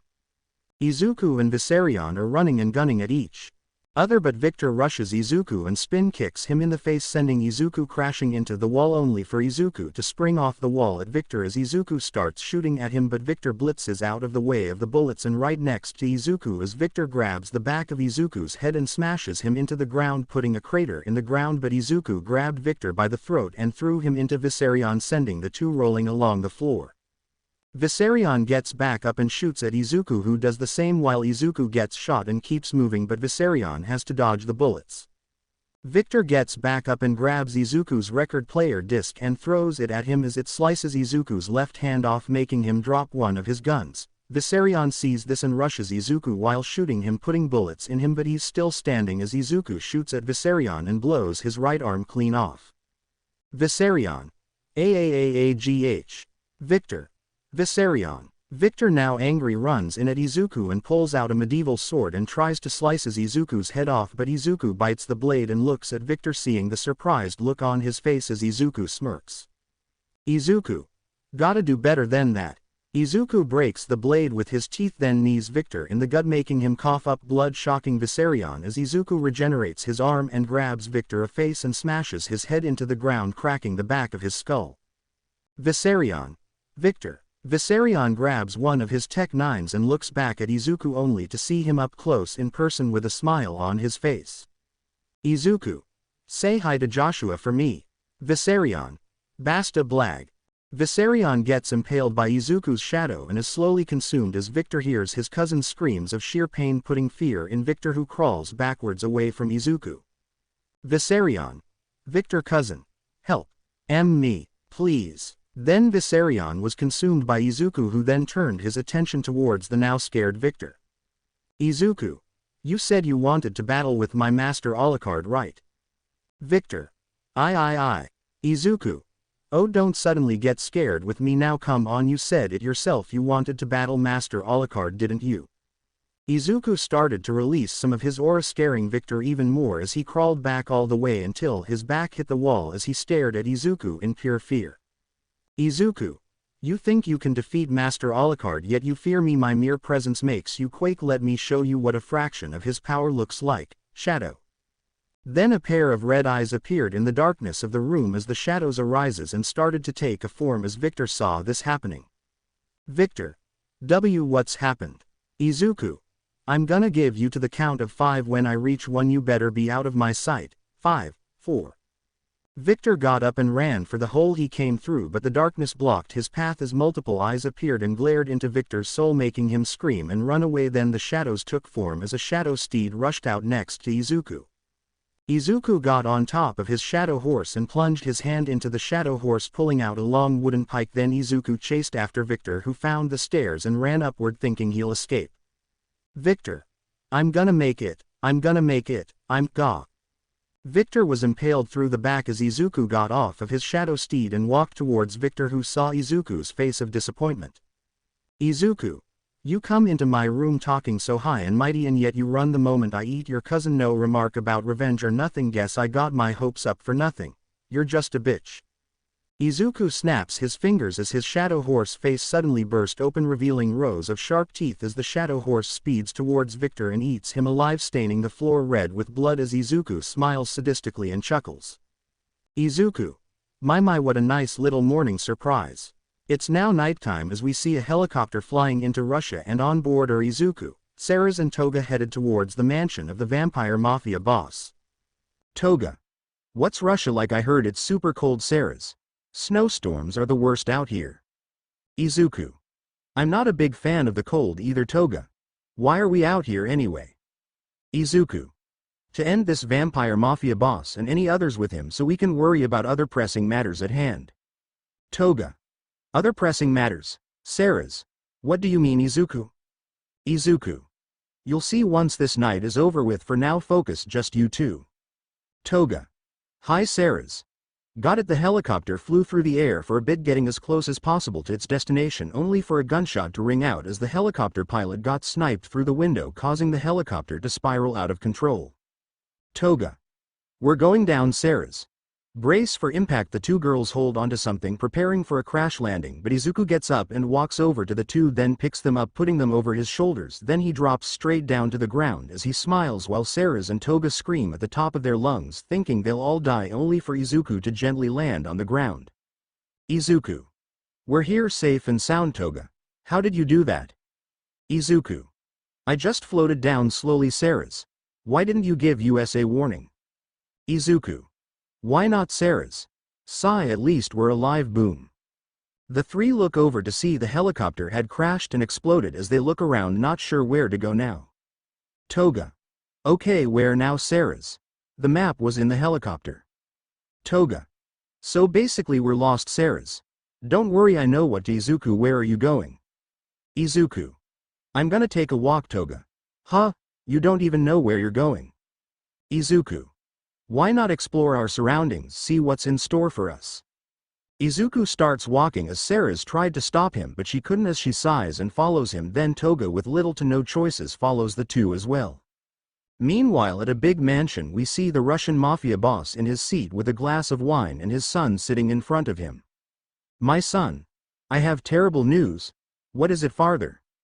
I've lost contact with your brothers Viserion and Victor. I fear the worst, that they have died. First cousin Joshua, and now my brothers. Who is this bastard? I don't know, but I also fear they're coming for us next. Good, that means I can kill the bastard. Mies, Lucius? You need to keep a level head. You ate the last son of this family. I do not wish to lose you too. Lucius. Of course. Forgive me, father. It's understandable to be upset, my son. Then there was a knock at the door as Lucius got up and opened the door to see a mafia member walk into the room. Goon. Boss, there was a helicopter coming towards the mansion. Lucius. What did you do, Goon? One of the snipers shot it down. So no problems then, Goon. None at all, Mr. Alexander. Alexander. Good, if that is all then you can leave, Goon. Yes, sir. The Goon walks out of the room as Lucius looks at his father, who's sitting there with his eyes closed. Lucius. So this means we're good now, right? The people who were coming are dead now, right? Alexander. We don't know. There's still a possibility. Lucius clicks his tongue and then leaves his father's office as Alexander pours himself a glass of wine and sighs. Meanwhile, outside the gates of the mansion we see two guards in front of the gate looking out into the darkness of the night. Goon. Wanna smoke, goon? Sure. One of the goons pulls out a box of cigarettes and goes to light it, only for a knife to fly out of the darkness and stab into the goon's hand, causing him to drop the box and fall to his knees while the other goon aims his gun out into the darkness. Goon. Who's out there? Show yourself. Musical notes. Amazing Grace. Musical notes. Goon. Huh. Musical notes. How sweet the sound that saved a wretch like me. Musical notes. Goon. Stop singing and come. Oh, you act. The goon got hit with a throwing knife in the throat as he dropped down choking on blood until he stopped moving as a figure walked out of the smoke towards the gate. Musical notes. I once was lost, but now I'm found. Musical notes. The figure got to the gate and pulled out a shovel and with one swipe sliced the gate open, giving the figure a way inside as the figure walked inside. Musical notes was blind, but now I see. Musical notes. Amen. Before the figure could make it to the mansion doors, he was stopped by tons of armed guards. Goon. Stop right there, fucker. One wrong move, it'll be your last. Tell me something. Do you lousy lot realize that your boss is a vampire? Goon. So what if he is? He's still our boss, goon. Yeah, well, protect him with our lives because that's our job and responsibility. Good to know. The figure speed blitzed behind a group of goons as they suddenly burst open, almost cleaved in half as their blood flies out into the air, and then they drop dead, shocking the other goons. The horse is made ready for the day of battle, but the victory belongs to the Lord. Goon. What the fuck does that mean? It means that I am the horse ready for battle and the Lord will claim this victory in the end. The figure then runs at the goons who open fire, but the figure jumps up into the air as he spins around and throws three throwing knives, stabbing three goons in their throats, killing them. Then the figure lands behind a goon and swings his shovel, decapitating the goon, then rushes three other goons as the figure sings his shovel, stabbing it into a goon's side. Then he pulls the shovel out and thrusts the shovel forward, stabbing into the second goon as the third goon makes a run for it, only to get stabbed in the back by a speeding shovel. The figure then jumps up into the air and pulls out an Uzi and starts shooting at the goons, kill them off as a sniper on the mansion roof takes aim, but the figure is moving too fast. Sniper. Hold still. Steady. Steady. The sniper takes the shot only to hit another mafia member as the figure looks up and sees the sniper. Sniper. I think he sees M. The figure jumped up and threw a hatchet at the sniper as it lodged into the sniper's forehead, killing him. Then more mafia goons rush outside to see the figure running around killing their guys. Goon. WHO is this guy goon? I don't know, but he's dropping US like Florida. One of the goons gets their head chopped off with a machete as the figure runs around shooting and chopping up the mafia goons as Lucius is seeing all this out of the window. Lucius. TCH useless. Lucius gets on the phone and calls someone as a mafia member answers. Goon. Yes, boss. Lucius. Are you still out near the shed? Goon. Yay. Why? Lucius. Open the shed basement. Goon. Oh. Lucius hangs up the phone and waits as the goon is confused but follows through anyway as he gets inside the shed and walks towards the basement, then unlocks the basement and opens it, then calls back Lucius. Goon. Hey boss, it's done. Lucius. Good, put it on speaker. Goon. Okay, puts phone on speaker now. Walk. Lucius. Oh, Banu. Goon. Huh. Then the goon heard something growling down the stairs and looked down and saw a pair of yellow eyes shocking him, and then a blur rushed the goon and started eating him as Lucius heard the screams of the goon and smirked. Lucius. That's right, Bano, regain your lost strength. Lucius. My dear little brother. Bano then lets out a screech and flies out of the shed and towards the mansion as Lucius smiles. Lucius. Come to me, my little brother, there is a fresh blood sack waiting for you. Bano flies through the air for a while until he reaches the mansion and lands in the middle of the front yard, breaking the fountain and catching everyone's attention. Goon. What the hell was that? Goon. I don't know, it just crashed down. Sniff sniff. A bloodsucker. Churn. The smoke clears as Bano rushes the first person he sees and chomps them in half, instantly killing then shocking the other goons. Then Bano speeds around the yard eating and draining goons of their blood, slowly getting stronger and faster. As the figure sees this and rushes Bano, who sees the figure coming and runs at him as Bano swings his fist only for the figure to jump up in the air behind Bano and throw 3 throwing knives into Bano's back, but it didn't do much as Bano turns around and tries to grab the figure's face only for the figure to pull out a sawed-off shotgun from their jacket and shoot Bano point blank in the chest, sending the giant vampire to the ground, shocking Lucius. The figure lands on the ground as Bano gets back up only for the figure to rush Bano and take out his machete and throw it at Bano, who saw this and dodged out the way, and once the figure got close, Bano lunged at the figure and took a bite from their shoulder only for the figure to withstand the pain and pull out his shovel and swing it, decapitating Bano. Lucius. Bano. Bano's head hits the ground as his body does the same. Then the figure pulls out a bottle of holy water and sprinkles it on Bano's body as it starts to disintegrate along with his head as Bano lets off one last screech before disappearing and dying for good. May the Lord forgive you for your sins, spawn of evil. The figure then looked toward the house and started walking towards the front door only for the front door to be kicked off the hinges as the figure sees a bunch of mafia ghouls. Come on, come all, for I shall deliver the Lord's holy judgment upon this entire estate if I must. The ghouls take aim as the figure runs at them, but before the ghouls could open fire, a bullet speeds past the figure and tears through 13 ghouls. Reinforcements. No. No, I didn't ask for any. Where did that? Izuku. My, what do we have here? The figure then turned around to see Izuku, Toga and Sarah's as the figure scowls seeing Izuku. You. Izuku. Nice to see you too, Naegi. Makoto. That's holy warrior Naegi to you, bloodsucker. Makoto, ignoring the ghouls, runs at Izuku, who pulls out his 2 pistols and starts shooting at Makoto, who dodged and deflects the bullets, and once he reaches Izuku he pulls out a knife and stabs him in the neck, shocking Sarah's and Toga, only for Izuku to knee Makoto and grab him by the hair and throw him to the side and crash through the mansion walls inside the house. Izuku. You two take care of the ghouls, I've got some catching up to do with the church boy. Izuku turns into a swarm of bats and flies towards Makoto, leaving Toga and Sarah's there to deal with the ghouls. Toga. Let's make it rain blood. Sarah's. Agreed. Toga runs at the ghouls while Sarah's lays down some cover fire as we cut over to Makoto, who's back up on his feet. Makoto. Where are you? Show yourself, Nosferatu. Izuku. So you know your types of vampires, huh? Good.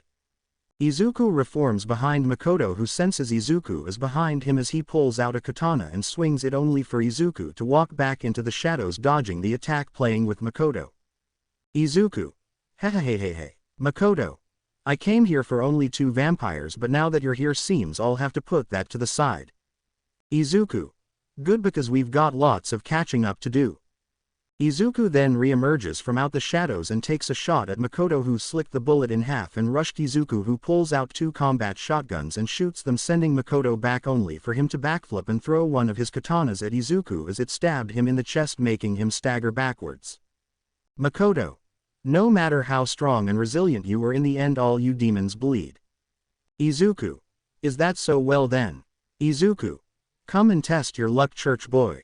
Makoto. Gladly, Nosferatu. We see Izuku and Makoto fighting each other inside of the mansion, killing anyone who gets in the way of their fight since they're so focused on fighting one another. Izuku sprays his dual AK-47s at Makoto, who deflects and slices the bullets while running at Izuku and swings his machetes at him, but Izuku dodges and steps back, dodging Makoto's attacks. Makoto. Hold still, bloodsucker. Izuku. Anger doesn't suit you, church boy. Makoto clicks his tongue and dogs in his jacket and pulls out a sensor flail and swings at Izuku, who dodges, but the smoke coming out of the flail debuffs Izuku and he knows this but smirks. Izuku. Pulling out the big guns, huh, church boy. Makoto. If it means your death then so be it. Goon. Got you, no. Makoto swings the flail, breaking the goon's upper and lower jaw and sending him to the ground dead as Makoto swings the flail and rushes Izuku, who pulls out 2 shotguns and shoots at Makoto, who jumped to the side, crashing through a door into a room, dodging the bullets. Izuku runs towards the room and takes aim only for Makoto to swing the flail and hit Izuku in the face, breaking his nose and knocking out some teeth. Makoto then hits Izuku in the right knee, breaking it, and pulled out his machete and stabs Izuku in the throat. But before he can decapitate him, Izuku grabs Makoto's shoulder and throws him behind him into the wall. Then Izuku gets up and aims his pistols and starts shooting at Makoto, who gets out of the wall and slices the bullets in half. Makoto then rolls out of the way and throws a knife at Izuku's face as Izuku bobs his head back, making Makoto think he stabbed him, only for Izuku to show Makoto who caught the knife with his teeth as he shatters the knife. Izuku, show me what else a warrior of the Holy Church can do. Makoto. TCH. Makoto pulls out two sickles and rushes Izuku, whose does the same. Whisk those two fight it out. We see Toga and Sarah's above the two on the top floors taking out the mafia members headed towards the boss's office. Goon. Stop those bitches, don't let them. The goon couldn't finish his sentence as his head exploded from a speeding bullet as Sarah's is getting straight headshots while Toga is running around covered in the blood of mafia goons. Toga. Ha ha ha, this is great. Toga throws a spear at a goon, stabbing him through the head, killing him as she runs over to the wall and grabs a halberd that was posted there and lunges at 4 goons and swings the halberd, cleaving them all in two. A goon tries to shoot Toga only to get shot through the head by Sarah's, who's under fire but continues shooting back, taking out goons one by one. The goons try to focus on one of the two girls but end up getting killed by the other as they start to retreat to the upper floors only to be chased after by the two girls. Toga. Why you running, guys, come back. Sarah's. She reminds me of someone, I just can't remember what their name was. Goon. Open the door, pleasd. Goon. For the love of God, open the bloody do. Then the door was kicked open, sending the good flying back towards the two girls as Toga jumped up and spun the halberd really fast as she shredded the incoming goons into bits, getting blood everywhere behind her and on Sarah's. Sarah's. Aw man, now my outfit is all messy. Toga. Nothing a bath can't fix. So you're the two nuisances making mincemeat of this lousy guards. Sarah's. Who are you? My name is Penny. Penny. And I can't let you two pass. Toga. You're pretty, Penny. Penny. Hee thank yo. Toga rushes Penny and tackled her to the ground and smiled deviously. Toga. Let's fix that. Toga tried to stab Penny but she turned into a swarm of bats and got out of Toga's grasp, then stood back on her feet. Penny. How rude of you. Toga. I'm gonna slice up that face if yours, then I'll eat you. Penny. I think not. Penny claps her hands as Toga hears something shaking, then she and Sarah see 10 suits of armor start to move behind Penny and trudge towards the two girls. Penny. Have fun, you two. Penny giggles and turns into bats and flies away, leaving the two girls to deal with the suits of armor. Toga. She can do that. Sarah's. I didn't even know that was possible. Toga. Less talking, more fighting. Toga runs at the suits of armor and swings her halberd as one of the knight's armor blocks and pushes Toga back as another armor tries to sneak attack Toga, only to get torn apart by an anti-tank bullet from Sarah's. Toga jumps back and thinks for a second while Sarah's shoots through the armor, piercing through it with ease, and then Toga snaps her fingers. Toga. Idea. Sarah's. Well, what is it? Toga. Watch this. Toga slits her wrist and starts controlling her blood, creating a bloody chainsaw, surprising Sarah's as Toga smirks and runs at the possessed armor and swings the chainsaw as it shreds through the armor with little to no effort, and after a few seconds the two take out all the possessed armor in the hallway. Sarah's. That was interesting. Toga. Yeah, how'd she do that? Sarah's. Maybe Master Alucard knows he has been alive for a very long time. Toga. We'll worry about that later, we gotta go find that. Before Toga could finish her sentence, Makoto burst through the floorboard and crashed through the hallway ceiling as Izuku jumped up, looked at the two girls and tipped his hat to them. Izuku. Ladies. Izuku then jumped up after Makoto, leaving the two standing there. Sarah's. That poor guy. Toga. Yeah, that guy's definitely getting his ass beat.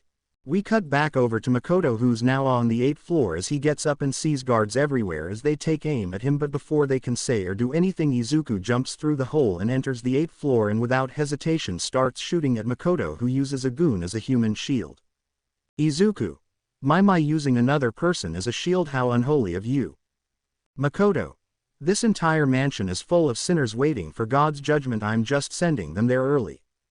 Makoto then pulls out his claw blades and rushes Izuku while slicing or deflecting the bullets as they ricochet around the room, killing any unlucky guard in the way. Then Makoto rushes Izuku and swings his claws at him, but Izuku steps back and kicks Makoto in the chin, but Makoto stands strong and headbutts Izuku, making him stumble back. Makoto then lunges at Izuku and stabs him in the chest repeatedly with a smirk on his face, only for Izuku to knee Makoto off of him, sending him up into the air, and then Izuku spin kicks Makoto, sending him flying through the hallway, but then Makoto lands on his feet and takes out a spiked ball and chain and starts swinging. Goon. No, don't, you'll kill us all. Goon. Everyone out of the wa. Makoto. For Lord and Savior. Makoto launched the ball forward towards Izuku, hitting any guard in the way, obliterating their body as the ball reaches Izuku and punches a hole through his chest. Izuku looks at Makoto in shock and then gasps for air and drops to the floor as Makoto starts laughing. Makoto. Yes, finally, I can't wait to tell Father Anderson about this accomplishment. Makoto suddenly got force pushes through the wall into a room, but he slowly got back up on his feet, only for a broken wooden chair leg to fly at him and stabs him in the side. Makoto. Gah. Lucius. 1 down. Penny. 3 more to go. Makoto looks forward to see Penny and Lucas walk towards him as Makoto tries to pull out another weapon, only for Lucius to step on the chair leg, pushing it deeper into Makoto as he groans in pain. Penny. I wouldn't do that if I were you, mortal. Makoto. TCH bloody vampires. Lucius. Look at you, one mortal and an insignificant vampire, causing all this fuss in my family mansion. And for what, to die at the hands of a king? Makoto. What is a king to a god bloodsucker? Lucius. And what is a god to a non-believer mortal? Lucius starts applying more pressure to Makoto's wound as he groans harder in pain while putting a smirk on the two's face. Penny. Any last words, mortal? Makoto. Even if you kill me, my death will only fuel the others before and after me, so do your bloody worst, you neck-biting, hickey-giving, period-drinking, gothic wannabe, edgy-ass night crawlers. Penny was actually hurt by that, and Lucius was pissed as he was about to punch a hole through Makoto's chest, who closes his eyes accepting his fate until Penny. Lucius was taken back by Penny's sudden scream as he turned around and saw her impaled by a shadow pike, shocking him until he feels a shadowy presence bedside him. Izuku. Ooh, Lucius. Lucius looked over and saw Izuku with an evil smirk on his face and 5 other eyes beside him. As Izuku grabs Lucius' left arm and ripped it off, then kneed him, breaking his entire ribcage, causing Lucius to puke up blood, and finally he was impaled by 5 shadow pikes, 2 through the arms and 2 through the legs, and the last one through the gut, as Lucius and Penny both screamed in pain for a while until Izuku grabbed Lucius by the face and made him look at him. Izuku. We could have done this the easy way, but then you went and tried to kill off my rival, so now we gotta do this the hard way. Lucius. Wa. Izuku. Bon appetit. Izuku then bit into Lucius' head and ripped out a chunk of flesh and brine matter as Lucius screamed in agony while Penny was slowly getting consumed by Izuku's shadow, both literally feeling each other's pain, all while Makoto watched in disgust. And after 5 agonizing minutes, Izuku was finished eating the 2 vampires as he gathered all of their memories. Izuku. That girl had a bit of magic to her, delicious. Makoto. TCH fucking disgusting. Izuku. Now church boy, a holy man such as yourself shouldn't be cussing no matter where you are. Makoto. You say these things like you're a man of Christ. Izuku. Believe me, I am no saint. Makut. Well then, what are you waiting for? Get it over with, you bloody twat. Izuku. Nah. Izuku then walked out of the room, leaving Makoto there confused as he took this opportunity and pulled out a holy book and started reading it as the pages floated around him and teleported him out of the mansion. We cut back over to Izuku, who takes the elevator up to the 10th floor where the boss is, as he stands there listening to elevator music and reloading his 2 pistols ready for whatever, and then after a few seconds the elevator doors open as Izuku aims his guns only to see nobody waiting for him. Izuku. A free pass, neat. Izuku walks down the hallway towards the big door at the end of the hallway, and once he puts his hand on the doorknob he hears fast-paced beeping. Izuku. Oh, not Agai. Boom. The door exploded as it was laced with C4 as we see Alexander sitting there with a cigarette in hand and a bland look on his face. Alexander. That's for murdering my family, you heartless bastard. Alexander signed and poured himself a glass of vodka, but before he was fine, pouring a bullet speed out of the smoke and shattered the vodka bottle in his hands as Alexander looked over to see Izuku healing himself. Izuku. Heartless bastard, that's a new one. Alexander. So you're still alive, no matter. Alexander stood up with 2 grenade launchers in hand and a pissed look on his face. Alexander, you'll die in this house. Izuku, you first. Before Alexander could pull the trigger, Izuku shoots 2 bullets as they flew towards Alexander but ended up going straight down the grenade launcher barrels, causing them to implode on themselves and blow Alexander's arms off, only for him to control his blood and send multiple tendrils at Izuku, who smirked and jumped back. Izuku, now we're in business. Izuku rapid fires at Alexander, who stands there dodging the bullets with ease, controls the blood tendrils as they all stab into Izuku and hold him up in the air. Alexander, he look at you are nothing but a mere fledgling, how pathetic. Alexander sends one more tendril at Izuku just for safe measure, seeing Izuku not moving as he smirks and starts laughing until Izuku starts laughing. Alexander, so you're still alive, huh? Izuku, oh no, I've been dead for a while now. Alexander, wah. Izuku, Lucius, my dearest Otek, father. Alexander was shocked because that's what Lucius called him when he was just a baby boy, as he looked forward to see it wasn't Izuku but instead it was the corpse of Lucius with a crazed sadistic smile on his face. Alexander, my son, my boy, moi sin, my son. Alexander takes the tendrils back, dropping Lucius to the floor as he runs over to the body and picks it up and panics, seeing the many holes he put in him. Alexander, no, please my boy, please, I lost everyone, I can't lose you too, please Lucius, get you. Alexander suddenly gets punched in the face by his own shadow, sending him into the wall, confusing him, seeing his shadow on the other side of the wall as he sees a pair of hands emerging out of his shadow. Alexander, what the? Izuku, you really thought you had it, huh man? My acting skills are lovely, I could have been in theater but I like the way my life turned out. And then the rest of Izuku's body comes out and lands on the floor. Alexander, a child. Izuku, Tada, pretty neat, huh? I'll never grow up. Alexander, how I thought I killed yo. All of a sudden Alexander's own blood imploded and pierced through his flesh as he was shocked and gasping for air, while Izuku formed a sadistic smile on his face. Izuku, don't you just hate it when your body gives up on you? Izuku overpowered and took control of Alexander's shadow, making it his own as 4 corpses came out of Izuku's shadow, shocking and horrifying Alexander, seeing Lucius, Victor, Viserion and Joshua all now turned to ghouls. Alexander, my boys. Izuku points at Alexander, fetch me his soul. The 5 ghouls rush Alexander, who screams in pure fear as he gets eaten alive by his own sons as Izuku walks into Alexander's office and turns on his record player. Izuku then sits in Alexander's desk chair, listening to the music and the screams of Alexander as he gets ripped apart and eaten alive by his family as they eat his legs, his arms, his guts, his chest and shoulders, but before they could get to his head, Izuku impaled Alexander through the head with his shadows and consumed him, getting his memories. Izuku, he did work with the Nazis but they never told him any locations, shame, but oh well. Izuku snaps his fingers as the 4 ghouls fall back into Izuku's shadow, leaving a huge bloodstain on the floor and wall as Izuku smiles and puts his feet on the desk. Izuku, what a lovely night. It's a new day, the sun is out and shining down on the city of Mustafu as we see Izuku walking down the street with his shades black outfit and hat on and a straight face, headed to a certain spot. Izuku, I prefer nightly walks but today is one of those days. Izuku walks through the street on the sidewalk, seeing all the busy people on the street going about their day, as Izuku doesn't like being around all these people. Izuku walks for a while until he reaches a certain spot, that being a cafe, as a small smile forms on his face. Izuku then walks inside the cafe and takes a seat at an empty table and crisscrossed his feet. Izuku, shame Toga or Sarah's couldn't come along with me since the sun would cook them, oh well. Hello sir, are you ready to order? Izuku, yes all, Najire. Najire. How do you know my name? Izuku, I knew you from somewhere, you were on TV. Right, Najire. Well, only twice, he guess I'm kinda famous, so what would you like to order?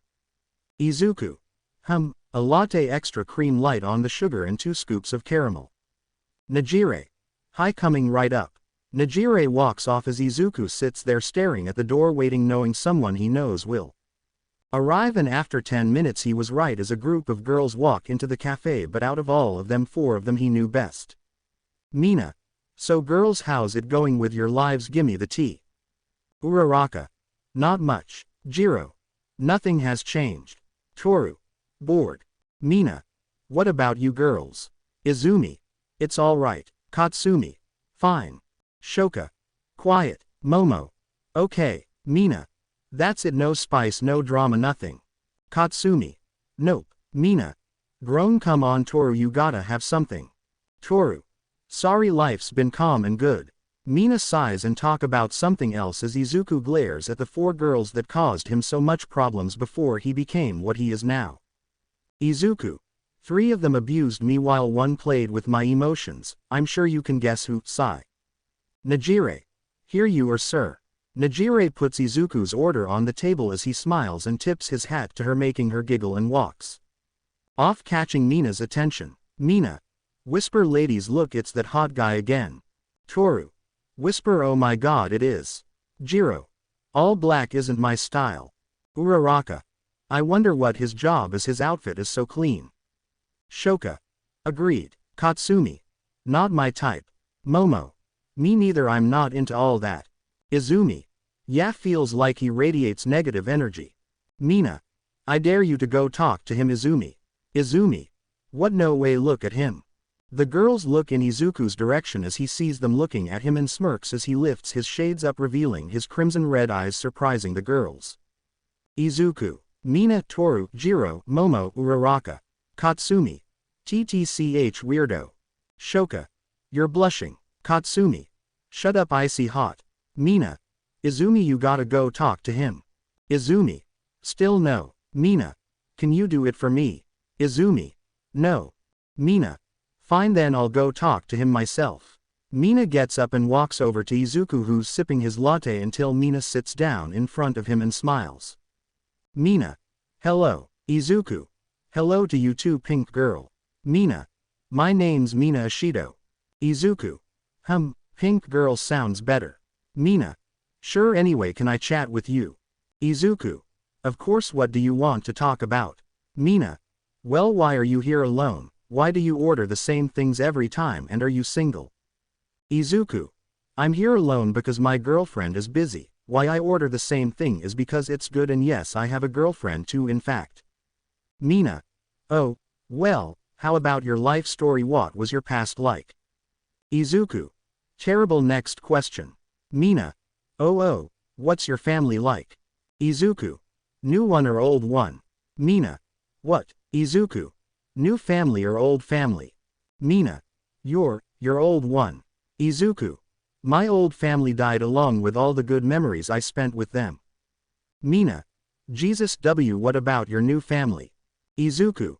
Great, lacking in the loving part but overall great. Mina. Okay. I'm gonna go now. Izuku. Before that, can you relay a message to one of those ladies over there? Mina. Sure, what is it? Izuku whispers something into Mina's ear as she listens in, and after a few seconds Mina gets back up and walks back over to her table. Toru. So how was your little date? Mina. Odd, he's not what I expected. Toru. Tell me everything. Mina. I don't think you'll like what he said. Also Momo. Momo. Mina. What's a Voridus infantum egestas? God, I hope I said that right. Momo was taken back by that, catching the girl's attention as she looked over at Izuku, who was finishing up his latte. Momo. It means green baby bunny. How does he know that? Mina. Really? Weird, he told me to tell you that. Is it some kind of code? Momo. I don't know. Izuku the gets up, puts $30 on the table and walks off out the front door. Momo.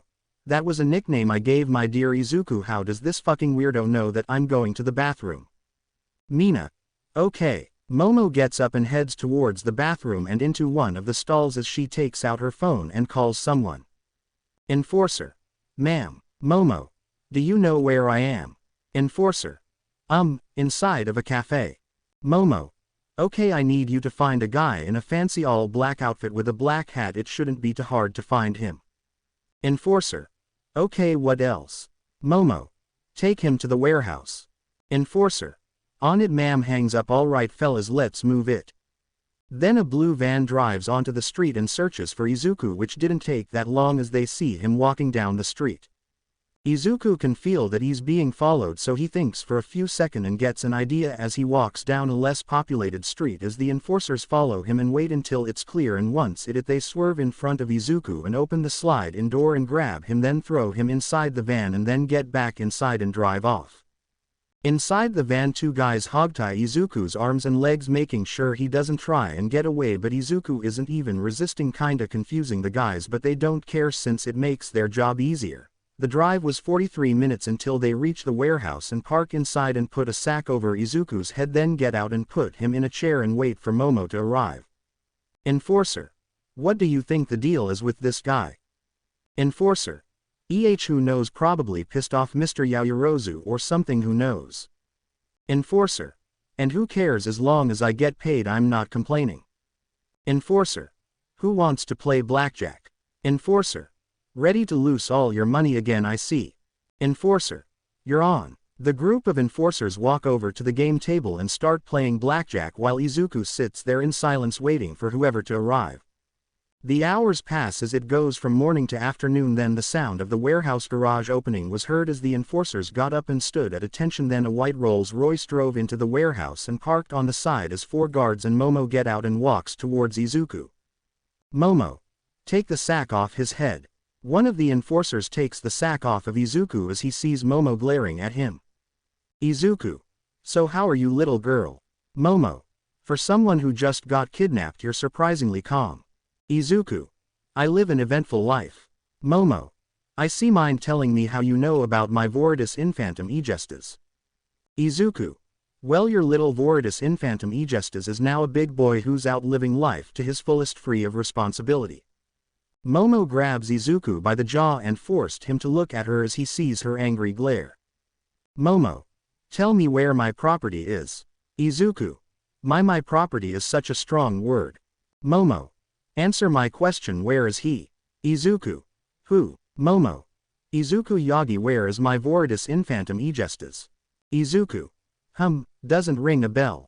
Momo let go of Izuku's face and walked over, grabbing a pipe wrench as she runs at Izuku and swings it, hitting him in the face, breaking his shades. Momo: don't fuck with me, bastard. Where is my boyfriend? Where is my property? Izuku: that was a $600,000 pair of shaded you just broke. Momo: yeah, and so what? Izuku: that's something your ass could never afford with your $50,000 allowance from your mommy and daddy, but you wanna break my shit like you got that kind of money. Momo: relax, you big baby, you can always buy another piak. Izuku grabbed Momo by the neck, shocking the enforcers as they take out their guns and take aim as Izuku puts Momo in front of him. Izuku: you guys wouldn't want to lose your jobs now, would you? Enforcers: weapons down now. Enforcer: but he's got the boss lady. Enforcer: don't test it, put your guns down. The enforcers slowly lower their guns down as Izuku smirks. Izuku: there you go, good boys, you listen well. Izuku throws Momo behind him and pulls out two AR-15s, shocking the enforcers as Izuku lays waste to the enforcers in front of him with no sweat, killing them all. Once the enforcers are dead, Izuku looks over at Momo only to see her running at him with a sword as she starts swinging the blade, only for Izuku to dodge and weave her attacks. Izuku: the all-powerful Momo Yaoyorozu can't even hit a regular guy like me. Momo: he knows my name. How do you know my name? Izuku: there's a lot I know about you. Izuku then knees Momo in the gut as she spits up blood and saliva. Then Izuku grabs her face and throws her at her white Rolls-Royce, putting a human-sized dent in it. Momo tries getting back up but is too hurt as she looks forward to see Izuku walking towards her, as he then crouched down and looks at her eye to eye. Izuku: the fact that I used to love and feared you is funny to me. Momo: I don't even know you, fucking bastard. Izuku: I'm sure you do, mihi partum Regina, my creative queen. Momo was put to shock knowing what that means as she looked at Izuku with shock and tears. Momo: Izuku, my Voridus Infantum Egestas. Izuku: yes Momo, it's me, mihi partum Regina. Izuku got closer to Momo as she did the same, closing her eyes, planning to kiss Izuku after so long. But no, that's now what Izuku was planning at all. Momo. Izuku, did you just? Izuku. Smack you, yes I did. Momo. But why I'm your wife. Izuku. 1, we're not married and never will be. 2, the only reason you went out with me was to ease out the relationship with your family and my old family, and 3, why would I ever kiss the bitch that made my life miserable and left me to rot in the woods? Momo. I. Izuku. You didn't love me, I was just some plaything to you, your eyes were on another the whole time we were together. Speaking of which, how's that Todoroki boy doing? Momo. Izuku, please listen, I did like Shoto, yes, but after realizing my mistake I realized my true feelings. Izuku. And what were they? Momo. I love you and no one else, you are my everything, you are my Voridus Infantum Egestas and no one else will be like you. Izuku. You're just now realizing the pain and suffering you and those other bitches put me through. Momo. Izumi is not a bitch, she's your sister. Izuku. My sister died long ago along with my mother and father, even so why should I apologize for the monster I became? They never apologized for making me this way. I was pushed to the breaking point long ago, I was betrayed and hurt, and they never acknowledged the pain they inflicted upon me. I was the one who had to put the pieces back together and build myself back up again, and I will not let you or those bastards destroy what I built back up again. Izuku the grabs Momo and lifts her up, then smashes her on top of the Rolls Royces, denting it even more as Izuku takes out his gun and puts it to Momo's head, shocking and horrifying her. Izuku. You will never hurt me again. Izuku was about to pull the trigger until his phone went off, stopping him as he puts his gun on his hip and took out his phone. Izuku. Hello, oh master, it's you, what's the occasion? I'm in the city, yes, why? Okay, I'll get there, it'll be done. Hangs up, business comes before personal matters. Izuku walks away from Momo and heads towards the warehouse doors, but then stops and sends his shadow at Momo, going through her purse and breaking her phone. Izuku. Do not come after me, do not look for me, and do not get in my business. If you do, you will get hurt. That is no threat, that is a promise. If you know what's good for you, then you will never come after me. Good day to you, Yaoyorozu. Izuku then walks towards the doors and opens them, seeing the midnight sky, putting a smile on his face, almost completely forgetting about what happened a few minutes ago as he walks off, leaving Momo there. Momo.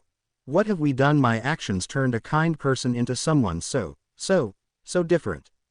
While Momo cries her heart out, we see Izuku walking down the street headed towards the Chinatown district, getting a call from Alucard about a certain group of individuals. Izuku. Night like this make me feel so warm. Izuku then looks up at the full moon and smiles as his crimson eyes shine while a smirk forms on his face. Izuku. A perfect night for a new fur coat. The night has begun as we see Izuku walking down the street headed to Chinatown to take care of some certain individuals that Alucard talked about over the phone. Izuku. Knowing Yaoyorozu, she'll most likely tell the others that I'm alive, but that's fine since I doubt they'll come searching for me during my nightly walks. I'm excited to see what this night brings. Izuku walks down the street with a smile on his face and not a care in the world. He walks for 35 minutes until he reaches Chinatown, seeing it's still so full of people. Izuku. No matter what time or day it is, Chinatown will always be populated. This may prove difficult. Izuku walks into Chinatown and starts looking for the people Alucard was talking about. Izuku. Master said to find a young man in his teens with light blue hair. Izuku looks around the streets of Chinatown, not seeing anyone fitting the description until he looks over at a convenience store across the street and sees someone entering fitting that description. Walk inside. Izuku. Now we have a lead. Izuku walks across the street towards the store and then enters inside and starts looking around for his target, which he finds near the ramen noodles packs. Izuku looks for another way out besides the front door as he sees the lounge door behind the cashier and gets an idea as Izuku walks towards the countertop and looks at the cashier. Cashier. Hello sir, is there a problem? Izuku. Yes, and you can solve it. Cashier. Gladly so, what's is it? Izuku then points a finger near the cashier as he's suddenly put into a state of hypnosis. Izuku. You will lock the store's front door and turn off the lights inside. Cashier. I will lock the store's front door and turn off the lights inside. Izuku. Wonderful, now do what you're told. The cashier locks the front doors and then turns off the lights as everyone was confused by this, wondering what's going on as the figure's eyes shined a bright but dim yellow, activating their night vision. The hell is going on? Why are the lights OU? Izuku punched the figure, sending them flying into the coolers. As the people inside started to freak out and run around aimlessly, the figure got back up and saw Izuku and got down on all fours. Izuku. Ooh, now I see why my master wants you captured. The figure growls and rushes Izuku and tried to pounce on him, only for Izuku to grabs the figure by the throat and smash them into the wall, putting a crater in it. Izuku. Let's talk somewhere less crowded. Izuku punched the figure in the face, knocking him unconscious as he walked over to the employee lounge room and went in, then saw the back exit and went through that door into the back alleys as Izuku used his shadow to capture the figure and trap them in his shadow, not killing him but keeping him trapped as Izuku walked towards the spot where Alucard told him to meet once he found the figure. The walk was half an hour as Izuku left Chinatown and the city, heading deep into the woods as he made it to a hill where he can see the city from where he's standing. Izuku. What a wonderful sight. Alucard. Indeed it is Izuku. Izuku turns his head to see Alucard walk up behind him with a smile on his face and dressed to impress as always. Izuku. Master Alucard. Alucard. What happened to your shades? Izuku. They were broken. By an old nuisance of mine. Alucard. I see. Anyway, did you find the boy? Izuku controls his shadows as the figure rises out of the shadows, gagged and wrapped in shadow binds, as Alucard smirks seeing the figure. Alucard. Wonderful, let him speak. Izuku takes the shadows off of the figure's mouth as he immediately tried to lunge at Alucard, only to be held in place by Izuku's shadow.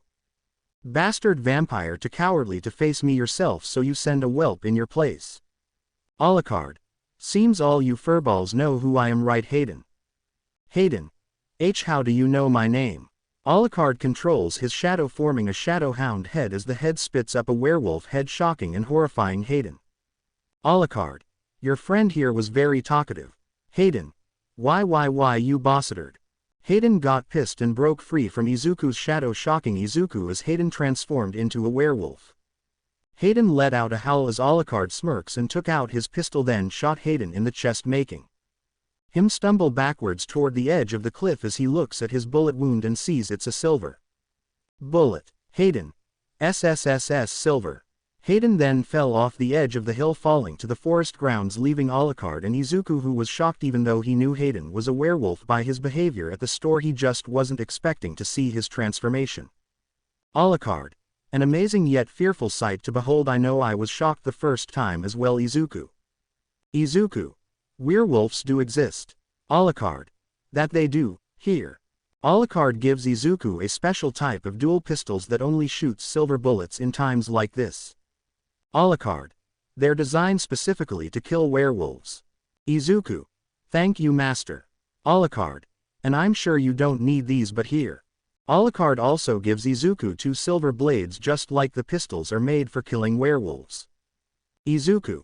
How neat, thank you again, master. Alucard. Of course, now prepare yourself. Izuku. Alucard. That boy let off a howl before death, meaning the rest of the pack are sure to come. Izuku. I see, do you have a plan, master? Alucard. Now that you mentioned it. Alucard with a sudden idea tells Izuku as he listens to the plan, then the two go their separate ways. Then minutes go by as we see 15 people in the woods walking together as the leader puts his fist up, stopping the others as the leader smells the air of 2 things: the blood of a pack member and 2 vampires. ?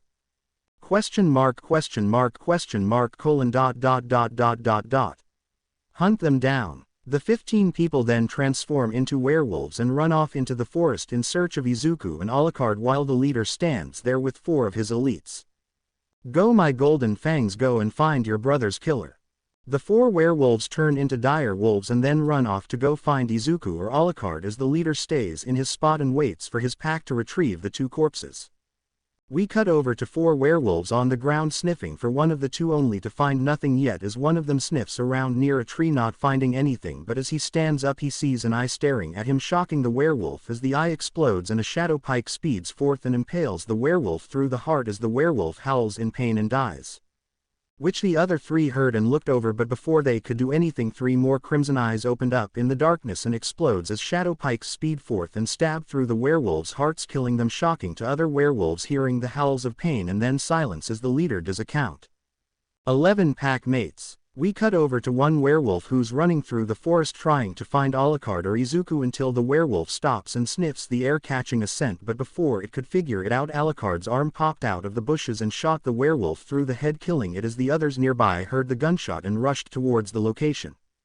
10 pack mates. 3 werewolves reach the area to see the dead werewolf as they let out howls to let the others know, but then Izuku pops out of the woods in front the 3 werewolves and claps his hands, catching their attention as they run at him with the intent to kill, but Izuku lifted his hands up to the sky as 3 shadow pikes burst out of the ground and impale the 3 werewolves through their hearts, instantly killing them as Izuku consumes the 3.